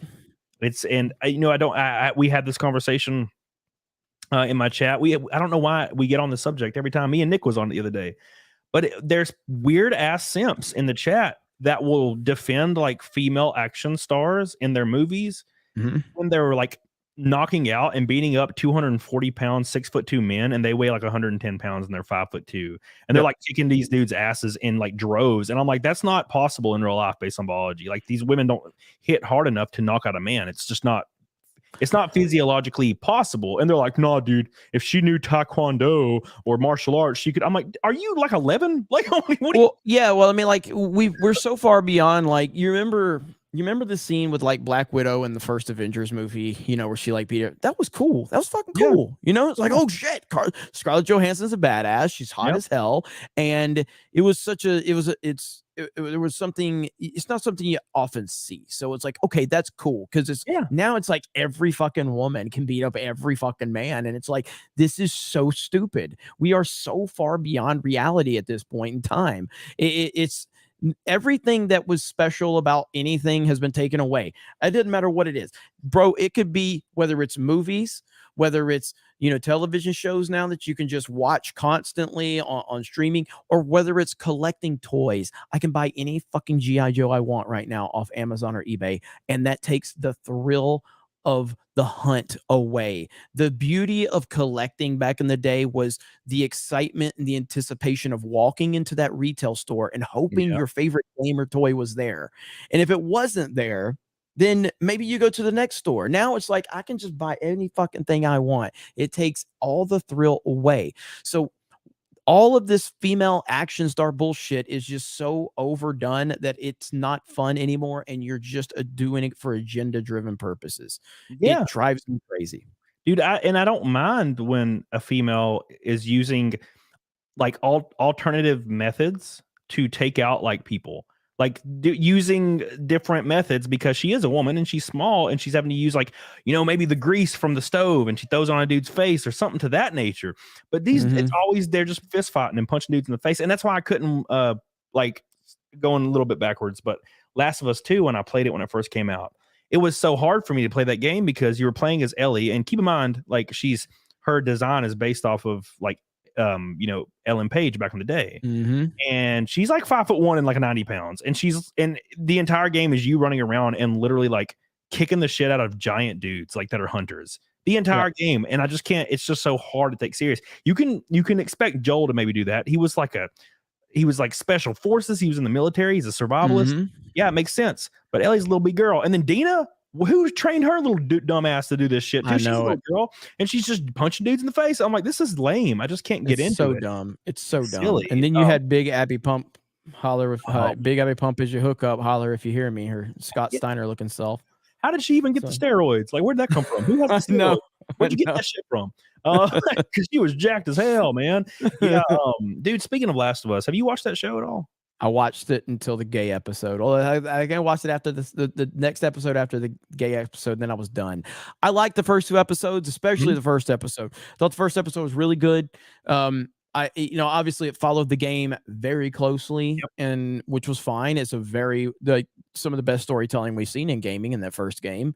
So I thought the show was really good. The first episode was really solid. Second one, and then the third one went all super gay, and it was terrible. Like, it wasn't even that the show itself was bad. Like, that episode as an isolated episode, as a story about 2 people, falling in love and all that bullshit, whatever, man, that's fine. It's that it wasn't necessary for the big picture of the story that they were telling. And it was obvious as to why they were doing that was to push the pro-gay agenda. And I mean, your sexuality should never, huh? The writer or director admitted that later on, right? Yes, he absolutely did it. And again, in a normal world, like I run Geeks and Gamers how I think the world should run. I run it how I think the world should be. And the world should be that you're not defined off of your race, your gender, your 100%. sexual orientation, or who you voted for. I don't give a fuck. And you can kind of say whatever you want and believe whatever you want. And if somebody on my team has opinions that don't line up with the overall community opinion, then guess what? That person on the team is going to get annihilated by the community. I'm not there to save you. You know, and that's how the real world is. If you out there with a bad take, you should get fucking wrecked for that. And if you can stand by your bad take, well, then you believe it and good for you. Yep. But that resistance is there to teach you, hey, do I really believe what I say? Or am I just kind of, you know, saying something off the cuff that I don't really understand what I'm saying? And if you can stand by the criticism and the kickback and you stand by it, good for you. Or maybe that kickback makes you reassess your take. Like, oh, wait, what did I say here that got people so riled up? And so that's kind of how I think the world should be. Hollywood doesn't think that way. Hollywood thinks you should be defined off of your race, gender, and sexual orientation. And I say, fuck off to that. And that's weird because it completely flies in the face of the entire civil rights movement that was like stating, hey, I am not defined by my color, my race, my religion, my creed. It was, I'm defined by who I am as a person. And then now it's flipped on its head and it's the complete opposite now. Now, if you don't only identify people in those groups, then you are indeed racist somehow. And that doesn't make any sense to me at all. And what you said just a second ago is people just say stuff without actually understanding, or they say stuff disingenuously because they fear the mob. I actually watched a video on Twitter the other day and I retweeted it, and it was an Asian lady, and she was interviewing a white kid, and the white kid was talking about how he had more privilege than her because he's white. And he's like, I grew up with white privilege. And she's like, why are you assuming you have more privilege than me? And he's like, well, because, you know, you're Asian and you know, I'm white, and, you know, we have more privilege, you know, throughout, you know, history. And she's like, I grew up extremely rich and I, you know, went to college and got a PhD and I've never had any adversity at all. So you're just assuming that because of what I look like that I'm lesser and don't have privilege. And he was like, to be honest, I just say that, you know, because I'm scared somebody's gonna get mad if I don't say it. And I'm like, this dude just admitted that he's just saying bullshit, you know, because he fears the mob. And that's almost that. Keep in mind, that's probably a lot of people. Like that's probably the vast majority of them probably just say whatever keeps the mob at bay because they're afraid. And luckily there's people like us that don't give a fuck.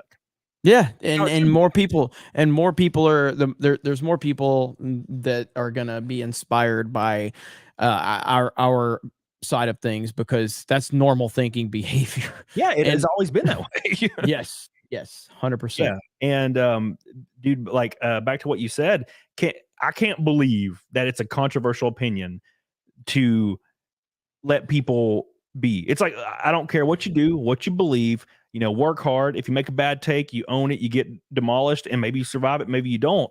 But you know, if you own it, that's good for you. But I don't really care. Like, I'll talk to anybody. I don't care what they believe. Dude, I know content creators that, you know, believe wildly different shit than I do. And I talk to them every day and it doesn't bother me and it doesn't bother them. It's like, that's how you normally interact in real life. But unfortunately, Twitter, a lot of people think it's the real world. And that's how people like act. And I have a friend that actually lives in LA and they work in the entertainment industry.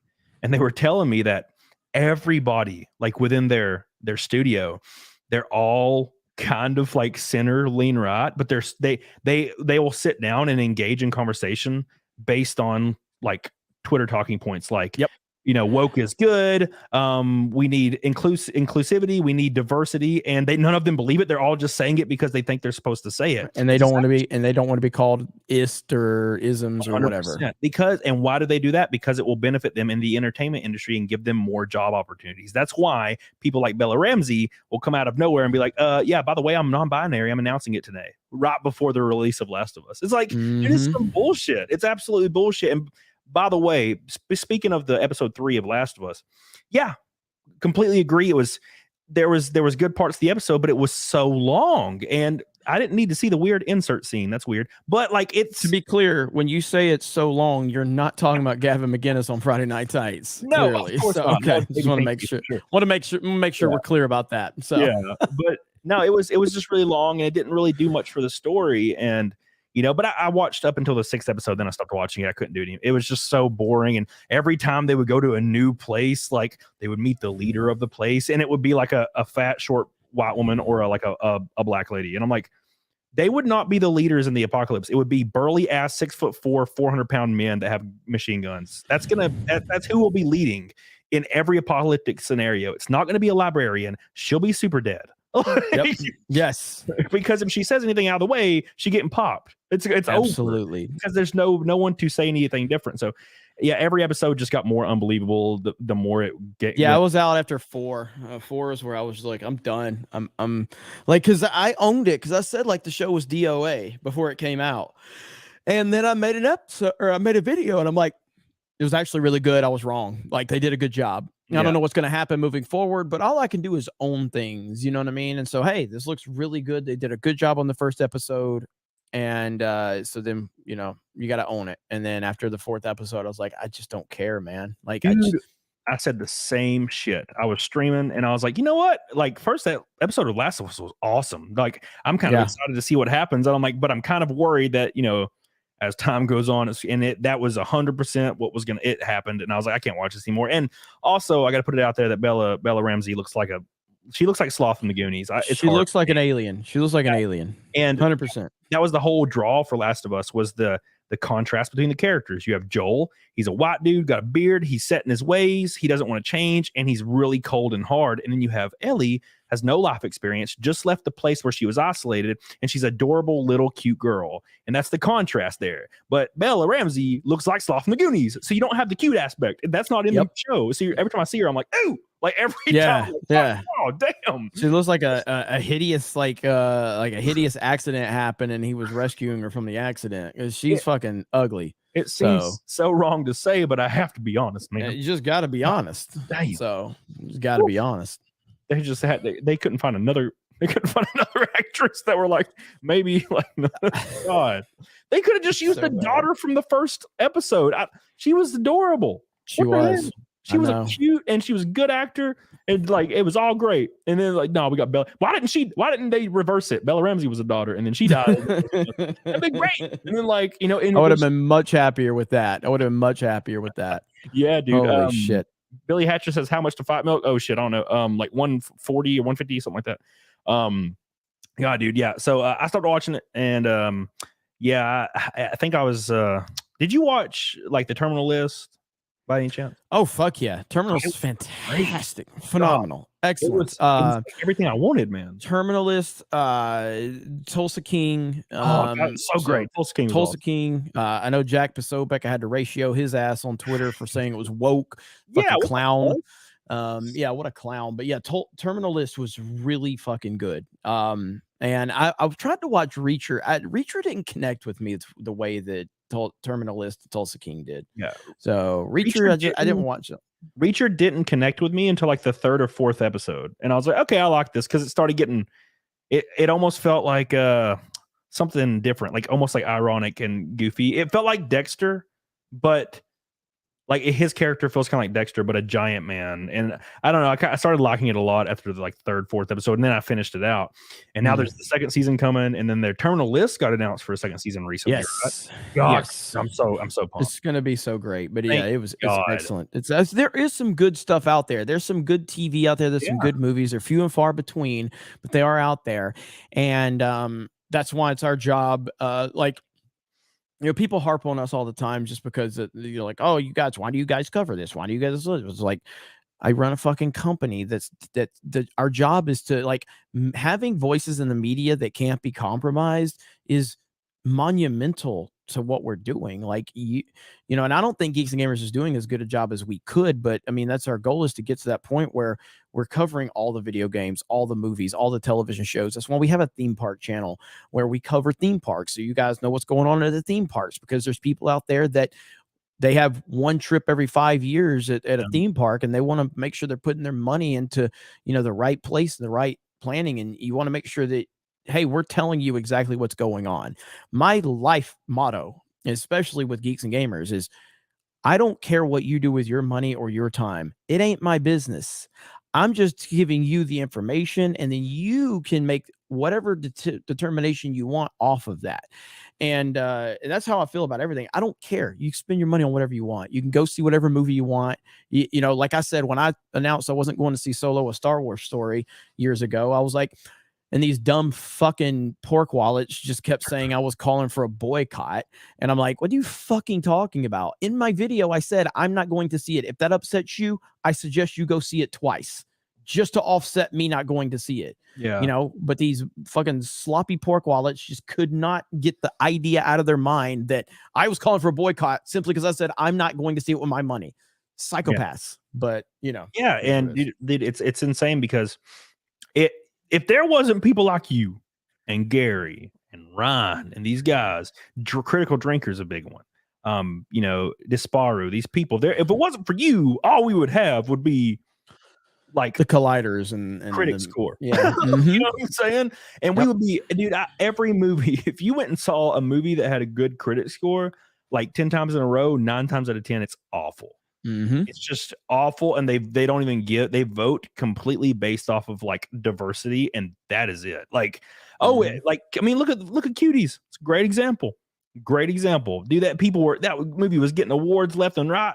And I'm like, dude, it was like crotch shot city on like 11-year-olds for like 2 hours, and it's like, oh yeah, dude, this is a coming of age story, and their justification was, oh well, we were showing how bad it is to sexualize children. And I'm like, could you like not have like, you know, got actors that were 19 to do it? No, you had to actually sexualize children to sexualize children. Like if I killed somebody tomorrow, Jeremy, like I just 12 gauged them in hell, like just right in the face. And then like the cops came, and I'm like, oh sorry, I was actually showing you guys how bad murder is by doing it. So I'm actually innocent.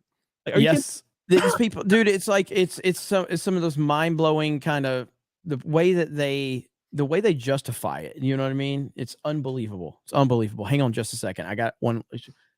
Hang on. I'm going to mute for just a minute. Okay. So by the way, guys, while my boy's muted, we are 140 from Fat Milk, and that's the Jeremy Camelot Fat Milk party. All right, my bad. Somebody on my team was having an issue. I had to get them on it. So it's a Twitch issue right now. One of my people on my team is getting swarmed by bots on Twitch right now, and they're getting mass flagged. So yeah. Dude, it's wild as hell. It's wild as hell what happened. So do you have like a big like Geeks and Gamers like community or house or something? Yeah, so I basically we have a content kind of landing spot here. We've rented out a house in the past to kind of test the waters to see.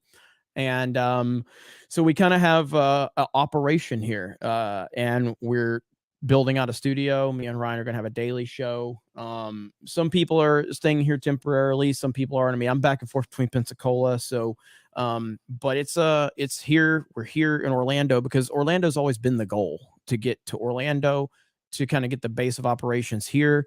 Eventually the idea would be to have a actual headquarters studio here, like a real one. And so we're treating this as that, but it's the most cost-effective way to do it this way, and while still having people kind of back and forth, because Ryan moved to Orlando a year and a half, 2 years ago, because he knew this is where I wanted Geeks and Gamers to be based out of. Jay lives here already. Tom lives here. A few other people have moved to the area. So yeah, we're kind of in and out. You know, Rollo and Joe had just recently moved here. So yeah, man, I don't know why I have so many people that believe in what we're doing. I've always had that, even going back to the video game tournaments. Yeah. But it's cool all the time. Like you'll be like, man, I can't believe so many people like support me. Speaking of so many people supporting us, Matt himself with another Rumble rant of $140. Jesus, Mary Joseph, dude's trying to bring it back and competing with YouTube. Matt himself, I love you and I appreciate you, baby. If only StreamYard let me pull that bitch up and highlight it, but I appreciate that, dude. They gotta fix that. Yeah, you would think. I mean, I feel like it's coming because Rumble's making waves every day. And you know, the cool thing about them is I have like 3 Rumble dudes I can text at any time and they'll fix any issues I have. And you can't do that shit with YouTube. You ain't talking to nobody. I don't care. You can have 20 million subs and you ain't talking to nobody. Nope. Like I know people with a lot of millions and millions and millions, and they're like, I don't know anybody at YouTube. like, Yep. what? How? It's Yeah. wild. It's wild. Like, you can't get anybody. I'm like, does anybody even work at an office? Like, is there even an office? How does this work?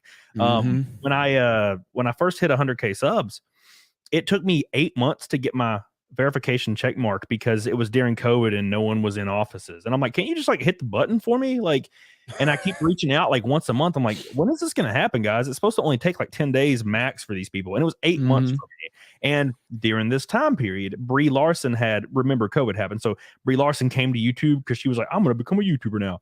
And she had a check mark before she even uploaded her first video. Oh, yeah. And it was the same time where I was trying to get one. It was bullshit. And it was so bullshit. And they just, of course, they're celebrities. So their agency can just somehow, I guess, dial the magic number and talk to somebody at YouTube. Yep. So dude, that was so frustrating. But Rumble is the complete opposite. You can call Rumble. Like, I don't think we understand. Like, I don't think we have fully appreciated how big of a deal Rumble is. I mean, us content creators, like it's another path, and it's something we haven't seen in a long time with YouTube being out there. And so it's really exciting. It's really exciting that there's another platform out there. Steven Crowder just signed a deal with them. I know Ricada's over there.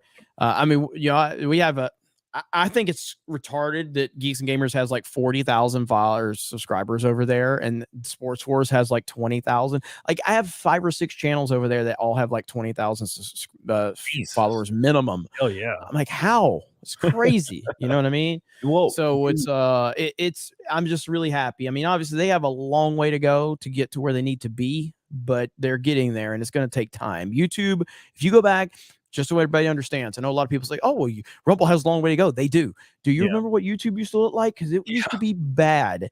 Okay, it took a long time for YouTube to continue to get to where they are, and there's a lot of trial and error.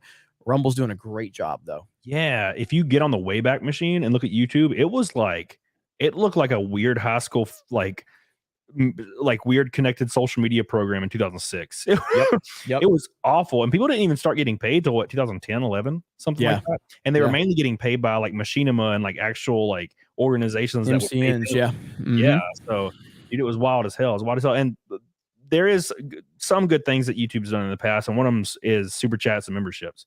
Yes. For super chats and memberships, 98% of people wouldn't even be able to do this as a job. No. Because you get like $3 for 1,000 views. Like, you're not going to make money off that unless you're PewDiePie or some bullshit. So yeah, they've made a few good changes, but Rumble is on the damn heels, and thank God they put a feed on there now. You can actually hit your feed and it will show you people you subscribe to. And and it's getting better like every day. It's getting better every day now. Yeah. You know what I mean? And they changed it when they changed it overnight. It was like my videos would get like 3 views, and then as soon as they updated the UI and there was a feed, they went from 3 views to getting like 5 to 900 to 1,000 to 5,000 sometimes. So they've fixed a lot of stuff in a very, very short period of time. So I hope it continues to grow and people continue to use it, because it's a great platform. So yes, I agree. Do you use Locals as well? So yeah, Locals has been a weird one for us because Locals approached us like when they first started, pretty much. And the problem with Locals is, for me, has always been that we already have a subscription model on geeksgamers.com. Yeah. And it's definitely not as fleshed out as it needs to be, but that's what we kind of focus in on. I have considered moving everything just over to Locals, but the idea of having my own platform has always been, exciting. But so we do have a Locals. I mean, we have one of the bigger gaming followings on Locals for sure, but we don't have a lot of interaction in there because we as a team haven't invested a lot of time into Locals. But but we're there. Geeks and Gamers has like, I don't know, 6,000 or 7,000 followers over there, Oh, so, yeah, dude. Yeah. Shit, I thought I was doing good with 1,500. Yeah. Well, I mean, now like DDAYCOBRA, I just started one over there. I just started it. So it's like a couple hundred, I guess, over there. So, Locals has been a lot of fun as well. Real quick, big shout out to Daracuda, Lord Zero, Billy Hatcher, Foul Mal, and Neo, Billy Hatcher, Raccoon, Super Mastermind, and Star Wars Guy. 9 out of 10 gold boys for the gold ass shower tonight. I appreciate you guys. Cassius Cleo, which was here last stream as well. Calathra, Magnum Norse, and Marlon Sebo, 4 out of 5. Orange boys for the orange last night. 1 away on both of those bitches. And then no pink boys, but hot mess of damn Red Boys. So I appreciate you guys. And then Mandy pops in the chat. Here she is. She said, it's been a while since I seen Jeremy. I think it was when he was streaming through NYC last year. Hello, Tobra. DDAYCOBRA. I remember that. So, dude, Mandy's been everywhere. Mandy's been everywhere. Are you doing a CobraCast tonight? I'm streaming on my Twitch channel tonight. DDAYCOBRA Twitch channel. So right now, it's funny story how that channel. So like a year and a half ago, Krista Nova, she streamed on that channel to get it to affiliate for me because I was like, I ain't got time. So she got it to affiliate, and then she got me to affiliate. So then I started streaming. I streamed for 6 days, averaged like 100 and something viewers. And on the 7th day, I was supposed to stream, and then I would have been qualified for partner, and I never streamed again. Yeah, like I just stopped streaming, just never fucking streamed again. And then I just started back after I started CobraCast. I was like, well, let me just start streaming over there again. So tonight I'm gonna stream. I'm averaging over 100 viewers already again. So tonight will qualify me to apply for partner again. So we'll see what happens. So I'm gonna go over there and play it. So dude, it's weird because I did Twitch. And I had over 100, average, and I did it for like 2 months, and I had all the requirements met, and they rejected my partnership within like an hour, and I was like, "What the fuck?" They usually reject it the first or second time. So we have the Geeks and Gamers as partnered now. That one got rejected the first 2 times, I think. Krista, her Twitch channel, she got partnered, but she got rejected once or twice. And I think Extra Girl got rejected once, and then she got it. So they tend to reject you the first time. So we'll see what they do with this one. Twitch is just it's an escape for me because I don't talk politics over there. I don't talk all the bullshit. I just play games and have fun. And so that's what I'm doing. So CobraCast is Monday, Wednesday, Friday. Typically is when I do that, and the reason is because I want to do it earlier, but I can't because I have way too many things that I've already obligated to. So I tend to do it really late at night, because that's really the only time I can work it in. So Monday, Wednesday, Friday, late on D-Day And I try to free the weekends up because I usually go back home to Pensacola on the weekends. Doing it this weekend. But so that's why I was free this Saturday to hop on with you, and then I'll be on Twitch tonight. So dude, CobraCast has been kick ass. I've been watching that shit every night because you come on almost like I get off a few minutes after you start, and then I just watch your stream while I'm eating, and I'm like, and you've had a freaking ass ton of people. You've had like at least 1,200 people just chilling every night, and that's a lot of people, dude. It's so Drunk 3PO. Shout out to Drunk 3PO. Jay told me. Jay's been telling me this for a couple of years now because he's like, man, he said, you remember when you used to just old school Jeremy, when you used to stream on Geeks and Gamers, you used to roast people, you used to fight with people on Twitter. He's like, man, I miss that. Me and my friends used to anticipate you roasting people. And he's like, you don't do that anymore. And so like the last 2 years, and I've talked about this on CobraCast a lot, but it's like I've lost a lot of my what I would call my fan base, I feel anyway, because I've focused on the Geeks and Gamers element. Maybe I haven't, but I'm just from my perspective, I feel like the Jeremy-centric fan base, I haven't kept that galvanized as much in the last few years because I've been focusing on building Geeks and Gamers, which has always been my goal, is to make. I never wanted Jeremy to be more prominent or as prominent as Geeks and Gamers. I wanted Geeks and Gamers to be the thing that mattered, not Jeremy or an individual. But you got to listen to the people. The people are the ones that matter. And so getting back to the roots of like me solo streaming, because I've been part of Friday Night Tights, part of Tuesday Night's Main Event. This goes back to when I was part of the High Council. I was a part of all these panel streams, and panel streams, you can't let your personality truly fly on a panel stream. You're kind of a cog in the wheel.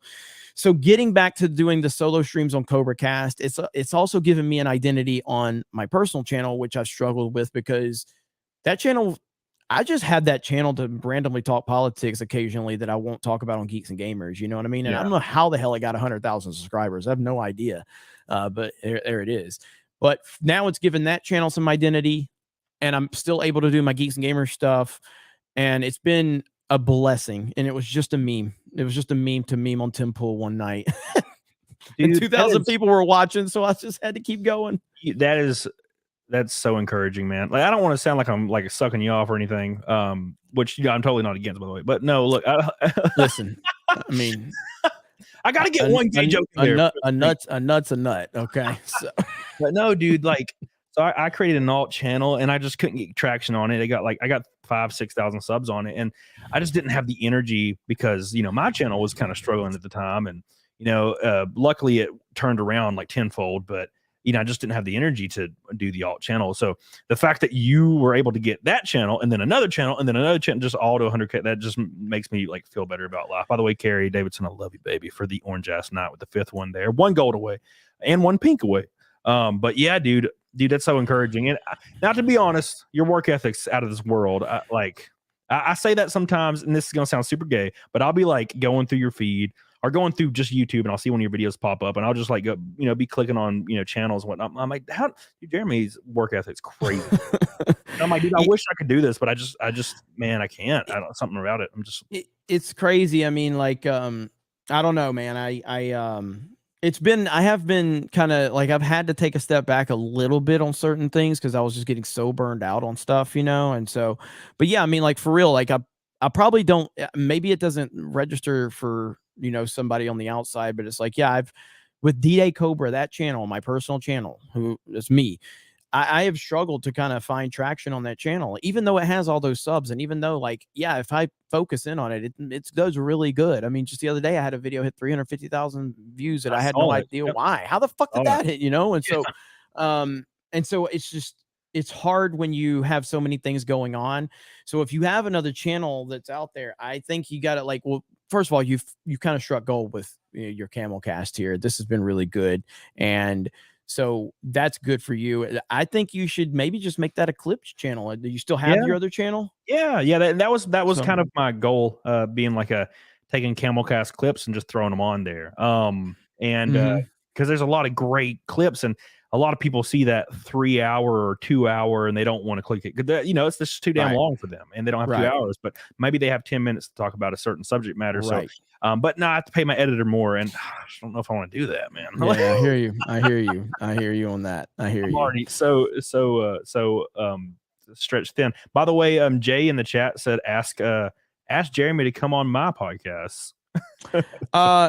Who are you again? Who is this? I don't know. Like, look, man, I'm a pretty important guy. So, I get a lot of requests. Drunk C3PO, is that it? Okay, but yeah, I would say just message Kristanova. She handles all my bookings. We'll see if we can work you in by next year. So, dude, Jay's a great dude. Congrats to him on his book doing so well. I backed it the other day. I was trying to aim to get the 700th one, but it was fine. But I was like 689 or 693. But dude, his book's doing great, and I had him on my show last I think Wednesday. Dude's a great dude. I love Jay a lot. He had such great stories about Gina that I was so happy to hear. So happy that I missed like half the super chats. What? He's some great stories. He's a great dude. Love Jay. Even though he's kind Jay's of awesome. Love him. Hey, but he did do Fight Milk, so I got to respect his ass. Can't drunk 3PO. Get Gavin McGinnis on FNT. Thank you, Bill. Oh, 10th gold, boy. It's golden shower and orange shower, 1 pink from the rainbow shower. Thank you, dude. Yeah, dude. I know we come back to that, but I can't believe that Gavin McGinnis thing. So have you guys had contact with him since then? I don't have contact with him. We had contact with his producer. So that was kind of the extent of it. So, because like I said, with Alex, like I have direct contact with Alex, but I'm the one that kind of set the Alex Jones deal up, thanks to Robert Barnes. Robert Barnes actually helped kind of make that happen. But I don't know Gavin McGinnis, never spoke with him. I guess his producer was kind of our link to it. So yeah, that's the extent of it. So I don't know what the internet knows, what I know. I don't know if he's said anything. I don't know if he's streamed or commented whatever platform he's on now, but we've heard nothing really to add any context to it really, which it's just wild. And he's obviously not invited back, right? I mean, I don't think that would be a good idea. I mean, ultimately, while I am a part of Friday Night Tights and it's a co-produced Geeks and Gamers show, I mean, if I have to get involved in saying like, hey, Gary, but I typically don't, like it's, that I go with the flow of the show. I don't think that it would be a good idea to have him back, but at the same time, we're always willing to hear people out to an extent until you've just made it to the point where you just made it. If you've made it clear that you just don't like us, then there's really no reason to come back. So yeah, you it know, almost seemed like he was just using the platform to act a fool. Like from the outside looking in, look, you know, from my perspective, it looked like he was just kind of just there to troll everybody and then leave. And yeah, and that's what he does. I mean, that's kind of what he does. But I don't think you're going to see Gavin back on FNT. If I was a betting man, I would say I don't think you're going to see him back, but time will tell. Who knows? Who damn knows? Mandy says that Star Wars girl was blowing air out of her eyeball and making Camelot cringe hard. Just wondering if Jeremy has a hidden mutant ability that can elicit the same reaction. I doubt it. That was a very weirred and unexpected thing. Thank you, Mandy. That is a weird ability she has. Yeah, dude. She was talking about how if she's now look, this is graphic, but she said if she's sucking a dude off and like he he shoots his creamies, it can come out of her eye. Yes, she has she has a hole that comes through her. I'm like, it's disgusting. No, thank you. And she's like, yeah, and then you can clean it. There's stuff. I'm like, dude, there's got to be some residue in your eye hole thing. I do have a hidden talent. Unfortunately, I would have to pull a Gavin McGinnis to show it off, and so I'm not going to be able to do that here on the YouTube in a queue. Yeah. No above average appearances tonight. So no above average appearances tonight. My talent is I have 2 innies. That's my unfortunate talent. I guess you can call it a talent. Maybe, I don't know. It's my father's fault. Yes, I am black. I am black from the waist down. So. Thank you, Jessica Farb, for your goal, boy. I appreciate you. I love you. What time does your Twitch stream start so we can tell people to go over there? Well, I was going to do it as soon as this ends, so whenever we're wrapped up here. So, okay. So yeah, so hell yeah, good. Dude. Hell yeah. Well, I won't keep you too terribly. We're almost at 2 hours, but still got some things I want to talk about. Let's go. So, do you know like have you ever watched content from Donut Operator? You ever talked to that guy before? I've never spoken with him. I'm familiar with him, but I've never spoken with him. I don't consume like a ton of his content, but I know he's pretty based. So yeah, dude, he's been spicy on Twitter, and he actually messaged me today, and we've messaged back and forth and whatnot because he's going to come on my show. And Ethan Klein done some bullshit again, like he always does, and doxed one of his like fellow employees or workers. Jesus. And just for no reason, I don't know why he does things, but he just like thought it would be funny to like say their address out loud, I guess, to piss him off. And so he doxed his one of his coworkers, and there was a video on Twitter about it, and I commented on it, and I guess Donut Operator saw that, and he messaged me, and he's like, dude, I cannot stand Ethan Klein. And like I cannot stand him. Like, I don't know what it is, and I don't know where his brain's at, or if it's like a troll, but it's like something to do with like moving out to LA, because he moved out to LA years ago and got a mansion because he had so much freaking money. Mm-hmm. And what do you think it is? Is it just living in that area that poisons your mind? Because like, well, I think Ethan Klein clearly has some type of mental disability, and I don't mean that in a disrespectful way. I think he clearly has some mental issues. But when you add real mental issues, and then you bring the woke mind virus into it, I think it's a recipe for disaster. And Ethan Klein has said a lot of funny things over the years. I used to enjoy seeing some of his stuff years ago, but 2016 broke a lot of people's brains. Yep, it really did. Yeah, and it's not hyperbole to say this. Like, it really did. Like, the Trump phenomenon broke a lot of people's brains, and by extension, it affected other people by the social pressure involved in it. And I think that Ethan Klein suffers from some level of mental issues already, but now he's surrounded himself with that, kind of climate, the woke mind climate, and it's led him just down a path of really fucked up ways, man. So that's kind of how I would address it. If I was to just kind of do it from afar, that's how I would look at it. Yeah. Like, it's almost like when that happened, it triggered something somehow, like that was like primitive in everyone's brain, and either you reacted in one way or the other. And I don't understand what the hell happened, because now people are they're so easily agitated, and so passionate about things that they have almost no knowledge in. And it's the weirdest thing in the world. Like people have, like, it's when I'm, I hold the unpopular opinion, or maybe popular depending on who you are, that I'm totally for like no taxes, abolish the IRS, because I'm gonna be honest, I don't want to pay taxes. That's pretty much the end of it for me. I would just like to pay none. That would be great. Yeah. And people will get so angry. And keep in mind, it's my money. Like, and people get angry at me for not wanting to give the money away. And they'll say things like my roads. They'll be like, well, how do you think roads are going to be built? And I'm like, that has nothing to do with federal tax. What the fuck are you talking about? I know. That goes towards the interest to the Federal Reserve. It has nothing to do with roads. That's your property taxes. That's your highway taxes. What the hell are you talking about? And they get so mad at it, and they want your money to be they want to take your money. And I'm like, yes. And people that hold that opinion, I can't fathom, and I have to address it in this way, but I feel like people that hold that opinion don't pay in, and there's no way they could. Like, you can't hold that opinion if you're willingly paying in, because you know how we are. You know, you're a content creator. I'm a content creator. Like, I owe a ass ton every year, and it sucks. It's like balls. It's the same philosophy as when Rian Johnson says that after signing to direct 3 more Star Wars movies, it's where Rian Johnson says we need less white dudes directing Star Wars, and it's like, motherfucker, you just signed on to direct 3, so it's easy for you to sit there and say we need less white dudes because you've already gotten. Now, of course, he never got it, but that's a quote from him. After signing a contract as a white dude to direct 3 Star Wars movies, says we need less white dudes directing Star Wars movies. It's like, these are people like Colin Kaepernick never had a problem with the police when they were protecting him when he was a Super Bowl quarterback. Yeah. He never had a problem with racial division and police brutality until he got benched.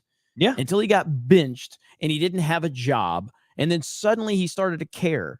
So it's like, all of these people are fake victims and they're fake outraged over this stuff. So with the tax situation, same thing. And it's a great point. Think about Natalie. It's Natalie Portman that owns her own studio, right? I think it's Natalie Portman. She has it's either her or it's one of those chicks wore like a dress with all the she wore a dress with all these names on it. I can't remember. I think it was Natalie female Portman. Directors, and I think it's her. It's either her that somebody correct me in the chat, but I think it's Natalie Portman.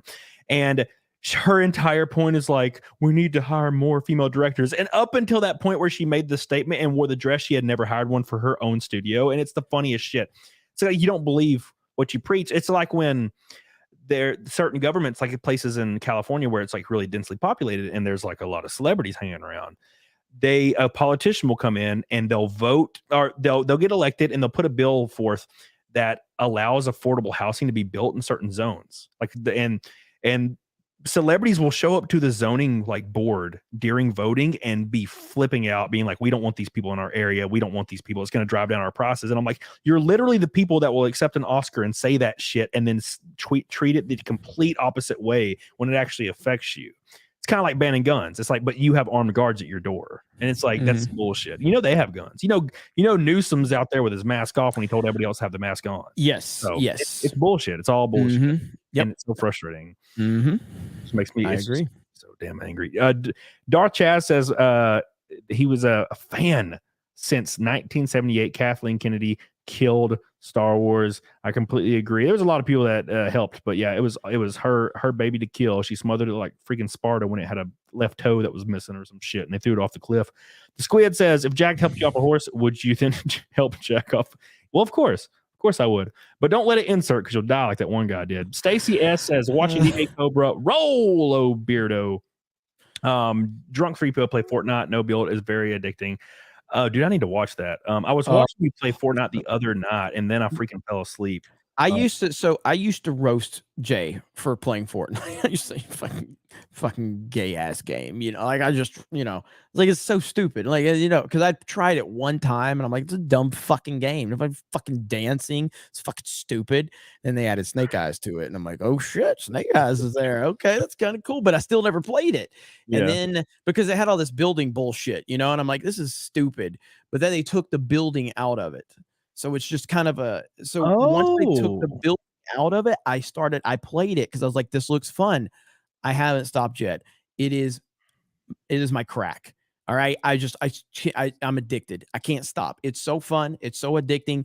And the thing about it is, if you play squads with your friends, every game has a story, and it starts. The match starts, you find a spot and you drop, and the story starts building, and you start, going to different cities. It's different than even Warzone with the Battle Royale. It's just a different thing. It's a different vibe. Yeah. So the game itself is so fucking fun, but it's the story that kind of comes along with each match. And if you have a good crew of people there, you can tell a good story. So it's a lot of fun. But the no build it was literal game changer, because I would not be playing this game if they never added no build. I would have never played it. Never. Yeah. So I played Fortnite when it was this a long time ago, and they had the one map, and you would just fly in, and you could play as the like dude or the chick, and it had building in it, and I sucked ass at the building thing. So is it just a no build mode? Is that what it is?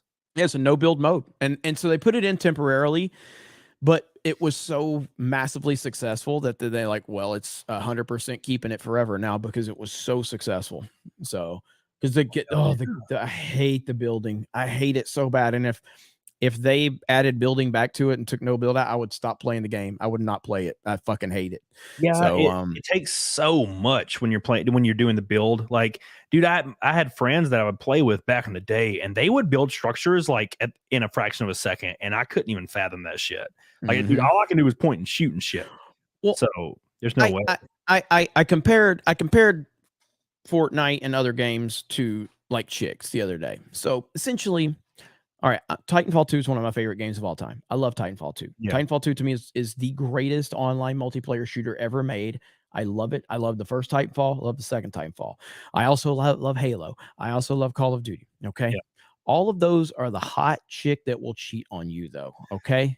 They're hot and they'll cheat on you. The moment you want them, they broke. They broke. Oh, Call of Duty's broke again. I can't fucking play it. Oh, Halo's broke again. I can't fucking play it. Oh, Titanfall 2's dead. Oh, she's hot, but you can't trust this bitch. No. Fortnite. Okay, Fortnite ain't as hot.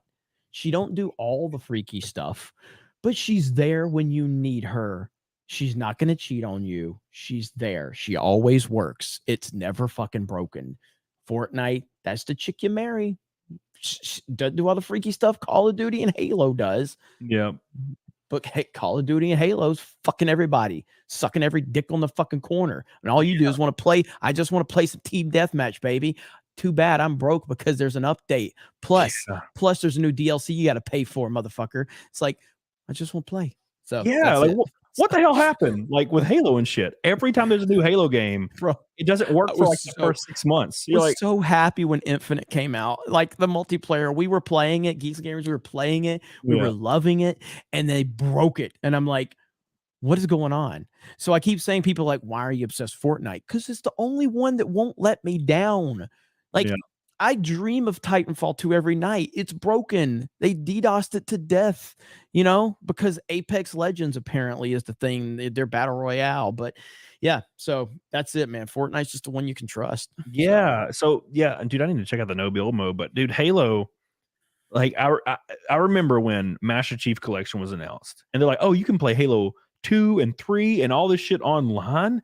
And I was like, so this is like the greatest thing that's ever existed. Yes. And somehow at the 1 yard line, they fumbled the ball, and it didn't work for like a year and a half when it came out. Just matchmaking didn't work. Nothing worked. And I was like, how does that happen? Like, how do you fuck up that royally? I was so hyped for Master Chief Collection. And it was, I can't remember. I think it was years before they fixed it. I think it was years. It was a year and a half before you could even find a game, really. And dude, I couldn't believe it. And I think I have it on my computer now. But it's almost like it just took too long. So it just I'm no longer interested in it anymore. It just took too damn long. The Squid says, my only problem with Fortnite is when I get matched up with PC players. As a console player, it's impossible to compete with PC. And zero build is why I still play. Do you play with a controller, or you play with your controller? Yeah, controller. I'm a fucking man. I do that bullshit. I'm a man. We drive manual here. That's right. That's right. Yeah, dude. Six-speed Mustang and a fucking controller. You know what I'm saying? Yeah, and how we roll, dude. If my truck I bought, like there is no option for manual. It's a freaking huge truck, and so like obviously all my race cars are manuals. Now, granted, you don't have to use the clutch because they're dog gears. You just pull it into gear and it freaking goes. But yeah, still, dude, there's nothing like a manual transmission. It is just, it's like every time I drive one, it's like touching a woman for the first time. Yes, it's the best. Can't beat the slot pocket, dude. You can't beat it.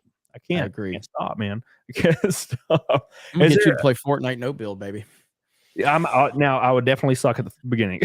That's fine. So here's what they do. The Epic Games they're devious as fuck. But so the first match I played because typically a new game I play solo, just kind of get familiar with it, understand this. So they put you in literal bot lobbies. Okay, so you like jump in here, it's fucking full match, and you just like murking people. You're like, yeah, fucking got this shit. These motherfuckers, These first few matches, you're literally in bot lobbies. Okay, they are fucking terrible, and you're just like, bro, I got this shit, ninja. Get the fuck out of here. I got this. And then they pair you up, and then you go into a sweaty lobby. You're like, well, what the fuck just happened? What the fuck just happened? And but it's really good though, because when I started playing it, they a bunch of people in the community like, I'm gonna try it out, and then people come in my chat, hey Jeremy, I just played my first match and I got first. I'm gonna wreck you guys. I'm like, you were in a bot lobby and you don't know it, because I didn't know it.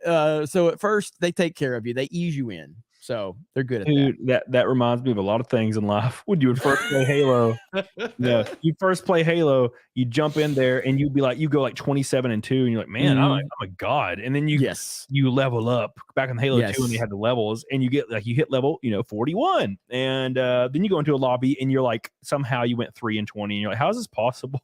Like, yes, I was a badass. That actually turned out I was not. You know how like when you play modern, or when you play like a Call of Duty game and you're playing like by yourself, and you go into lobbies and you're just like fucking like 20-2, 20-3, 25-5, and you're like, fuck yeah. And then you link up with your friends who are really good, and you end up going like 2-17, and your friends are like, what the fuck's wrong with you? I'm like, bitch, you're killing everybody, and I'm getting shot in the back of the head from your spawns. I can't find them. And all you're doing is getting roasted by your friends. You know what I mean? Yeah. See, luckily I kind of got away from competitive like gaming, and I just started playing like almost entirely single player games, like Elden Ring and whatnot. And I don't know. I guess it's because I don't get mad or anything. I just like, I guess it's almost stressful. It's like, I think the StarCraft 2 broke me, because I was playing StarCraft 2 and I was in like Diamond League, and every game aged me like a year. It was just so stressful. I was like trying to like get my build right and do everything correct so I wouldn't get wrecked immediately. Like every second mattered. And I think that broke me. And then I started getting away from competitive gaming, because it's just too stressful, man. But dude, I'll totally try Fortnite no build, because that was the thing about Fortnite that I was kind of like just not into, was the building aspect of it. So Billy Hatcher says, how much to fight? We've technically already hit it with the Rumble Rants, my friend. But we are one pink super chat, which is a $50 super chat from a rainbow beautiful night. That's every color achieved. I appreciate you guys, by the way. So what is it? What is that now? Rainbow Beautiful Night? What is that? It's a beautiful rain. So it's just when every like color super chat has happened. Oh, okay. I got you. I have weird terminology for everything that That's Nick a good grift. started using. That's a good grift. I'm gonna steal that. Just like I've been stealing Kendall's thumbnails and Josiah's thumbnails. I'm gonna steal your grift too. Dude, I was watching Nick the other night. Wait, fuck all of you on Flashcast. You motherfuckers do this whole, I'll take a shot at $100. I've never drank. I don't drink. I don't have that ability, So what the fuck am I gonna do? I gotta steal something. That is a shame. Yeah. So yeah, and I used to do that a lot more, but I don't really drink much on my diet right now, even though I have been drinking a hair here and there.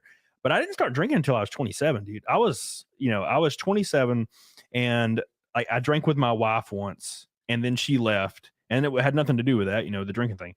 And I started hanging out with girls, because that's the next step, is to hang out with girls now.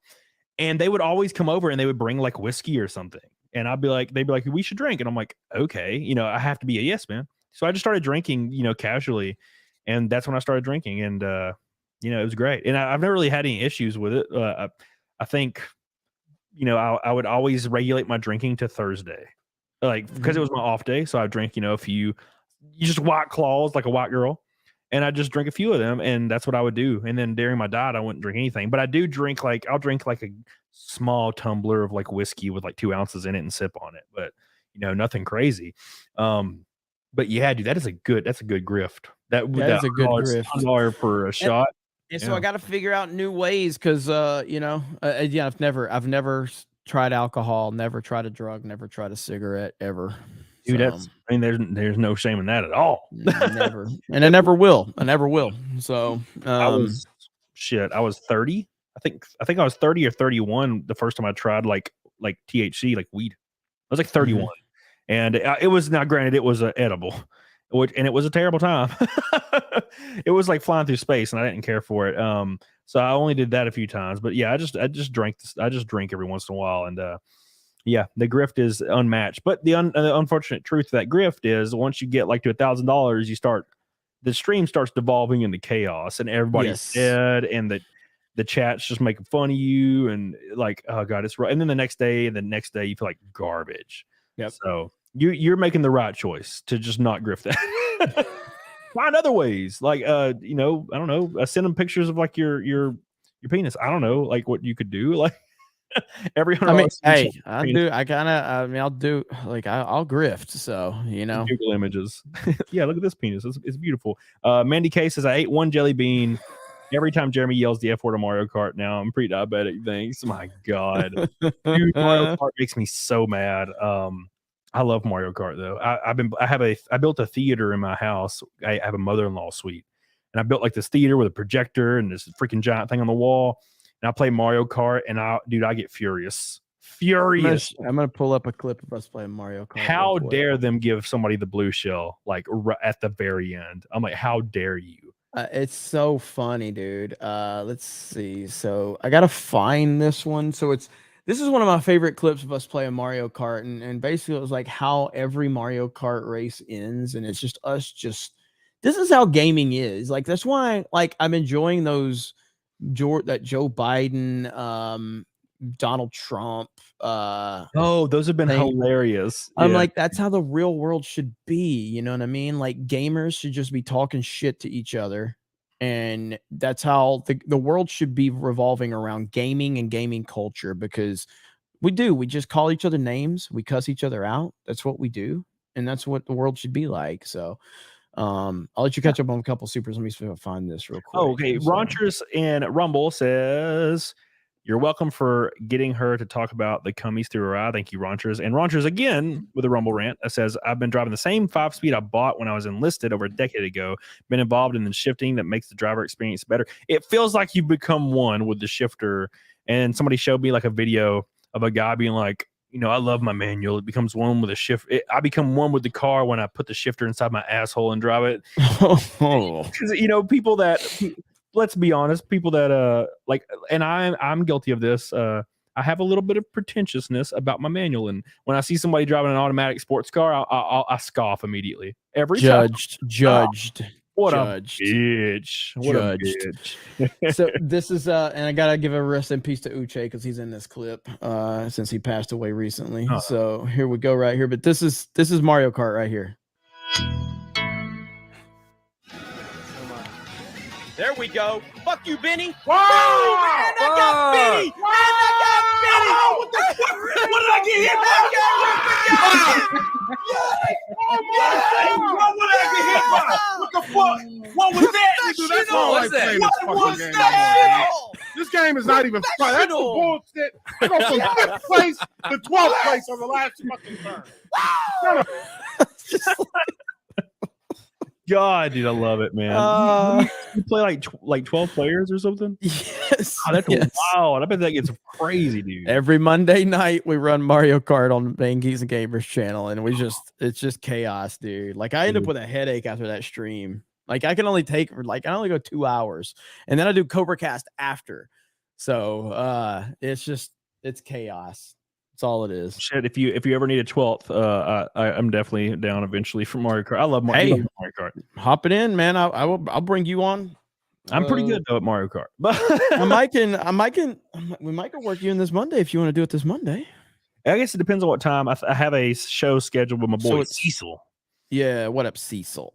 It's they at is it 8, 9?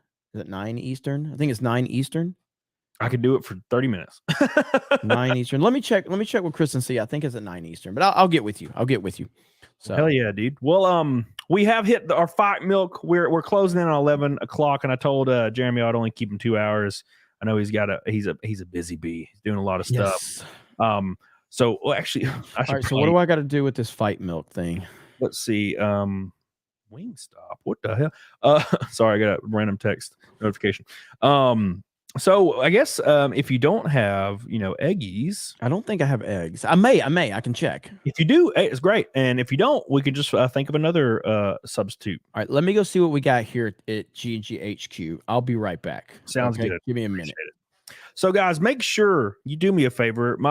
Jeremy was nice enough to come on my goofy ass in not as superior show as his. What is the inferior? There's the word. Jeremy was nice enough to come on my inferior show and do fight milk with me if we hit the goal and hang out with you, boy. And I've met him in real life a couple times, and I've been on his shows. Been on Tuesday Night's Main Event.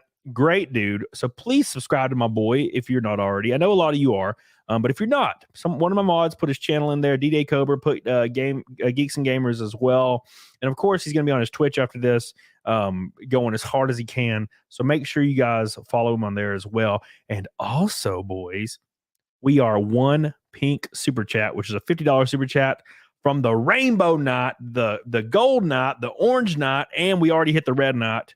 So I appreciate you guys so much for that. You guys are goated as hell. I love you and I appreciate you. Go give my boy Jeremy some love and like the stream because we're 40 away from the 1,300 like goal, which is insane.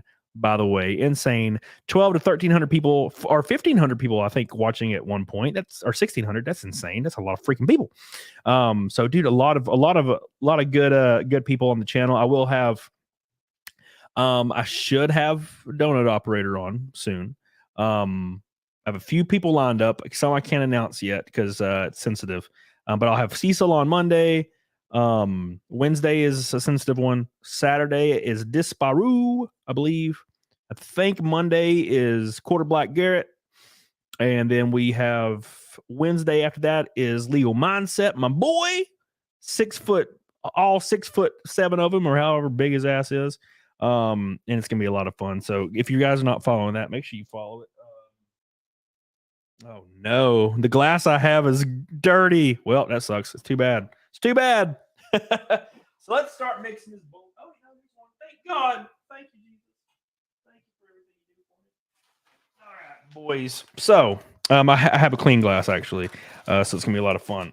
Oh my God. And I ain't got much milk. Critical Drinker hopefully will be on soon. We've been emailing back and forth.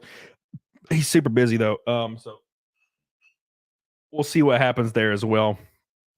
So make sure. Oh, fuck you. Fuck you. I don't have, no, but we're going to do uncooked rice apparently.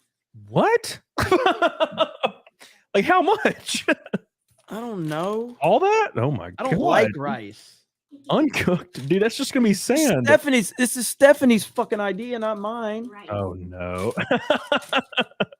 Well, rest in peace.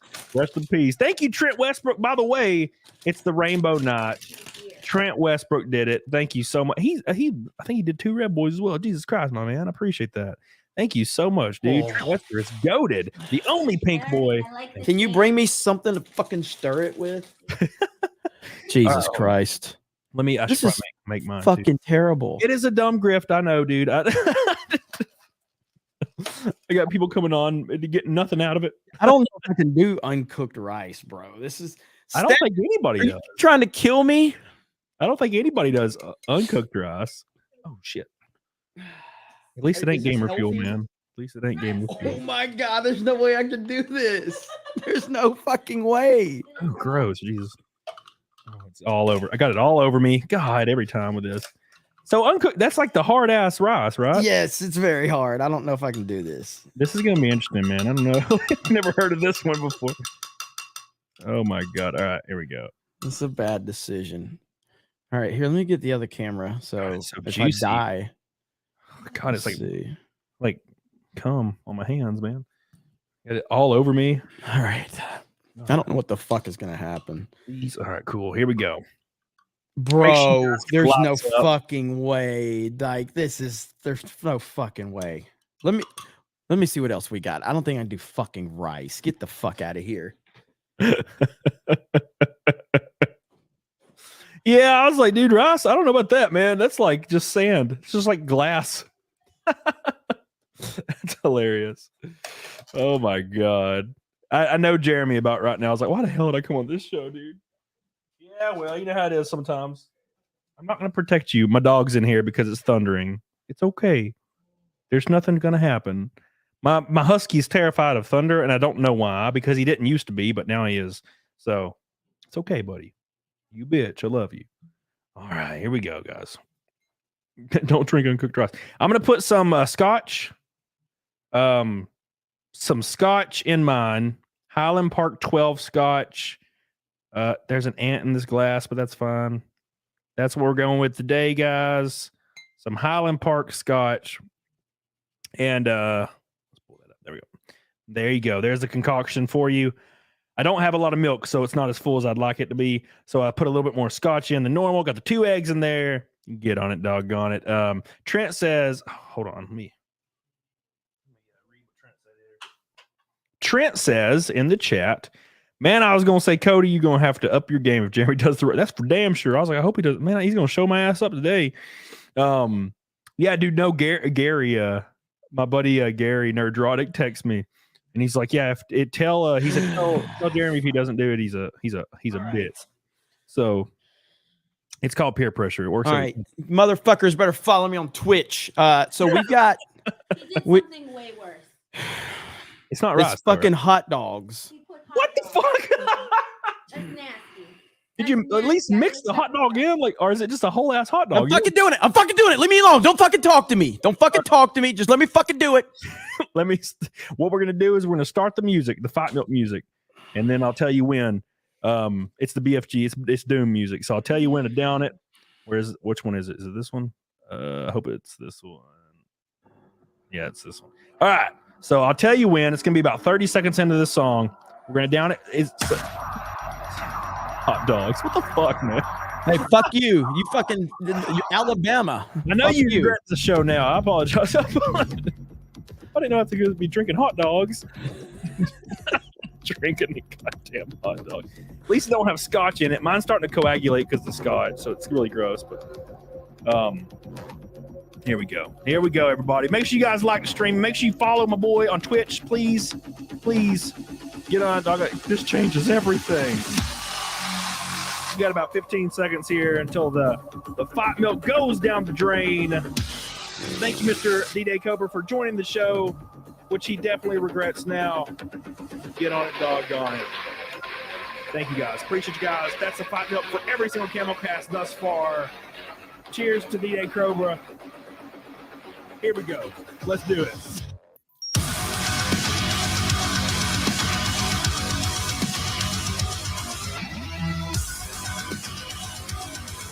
Oh, no! No! Oh, my God! Oh, my God! Oh, Jesus. You can't swallow hot dogs whole, man. This is a bad idea. Jesus Christ. What's up, motherfuckers? I'm gonna go shit now. I've never seen somebody take hot dogs that cleanly before. Pretty impressive. It's an Alabama thing. You're from Alabama too. What's up? Yes, I'm from Alabama. Makes sense. This makes a lot of sense. 12 likes away. Get those likes in on the way out. And big ups to Mr. DDAYCOBRA for raising the Fight Milk bar just a little bit more with hot dogs for some reason. That's weird, but I appreciate it. It's a lot of. There was a couple of the wieners that didn't go down. I'm gonna be honest with you, but I got a few of them, so I got a few of them wieners. It's all good. Don't worry. I got a few of them wieners. So yeah. Thank you guys so much for joining us, and thank you again to Jeremy. If you're not following him on Twitch, get on it, doggone it. Somebody, please, one of the mods, real quick. Actually, you know what? I'll pull it up real quick. I'm gonna pull up your Twitch link. so I can share it to the boys in the chat, because sometimes my mods are bitches and they don't do it. You're all good. Because my mods are a bunch of bitches. All right, here, I got it now. Here it is right here. Follow my boy on Twitch. Please give him some love. There's even, there's even a piece in the floor that's still like... God, just pulling up. I got hot dog everywhere. How'd you get hot dog everywhere? I don't know, man. Just taking them hot dogs in. I appreciate you, dude. We're going to log off here. We're going to end the show. Thank you so much to Jeremy. He's goated as hell. Make sure you follow him on Geeks and Gamers, DDAYCOBRA, and follow him on Twitch. I did post a link in the chat. Dude's goated as hell. Love you, brother. Get on it, dog. See you guys later. Hail to the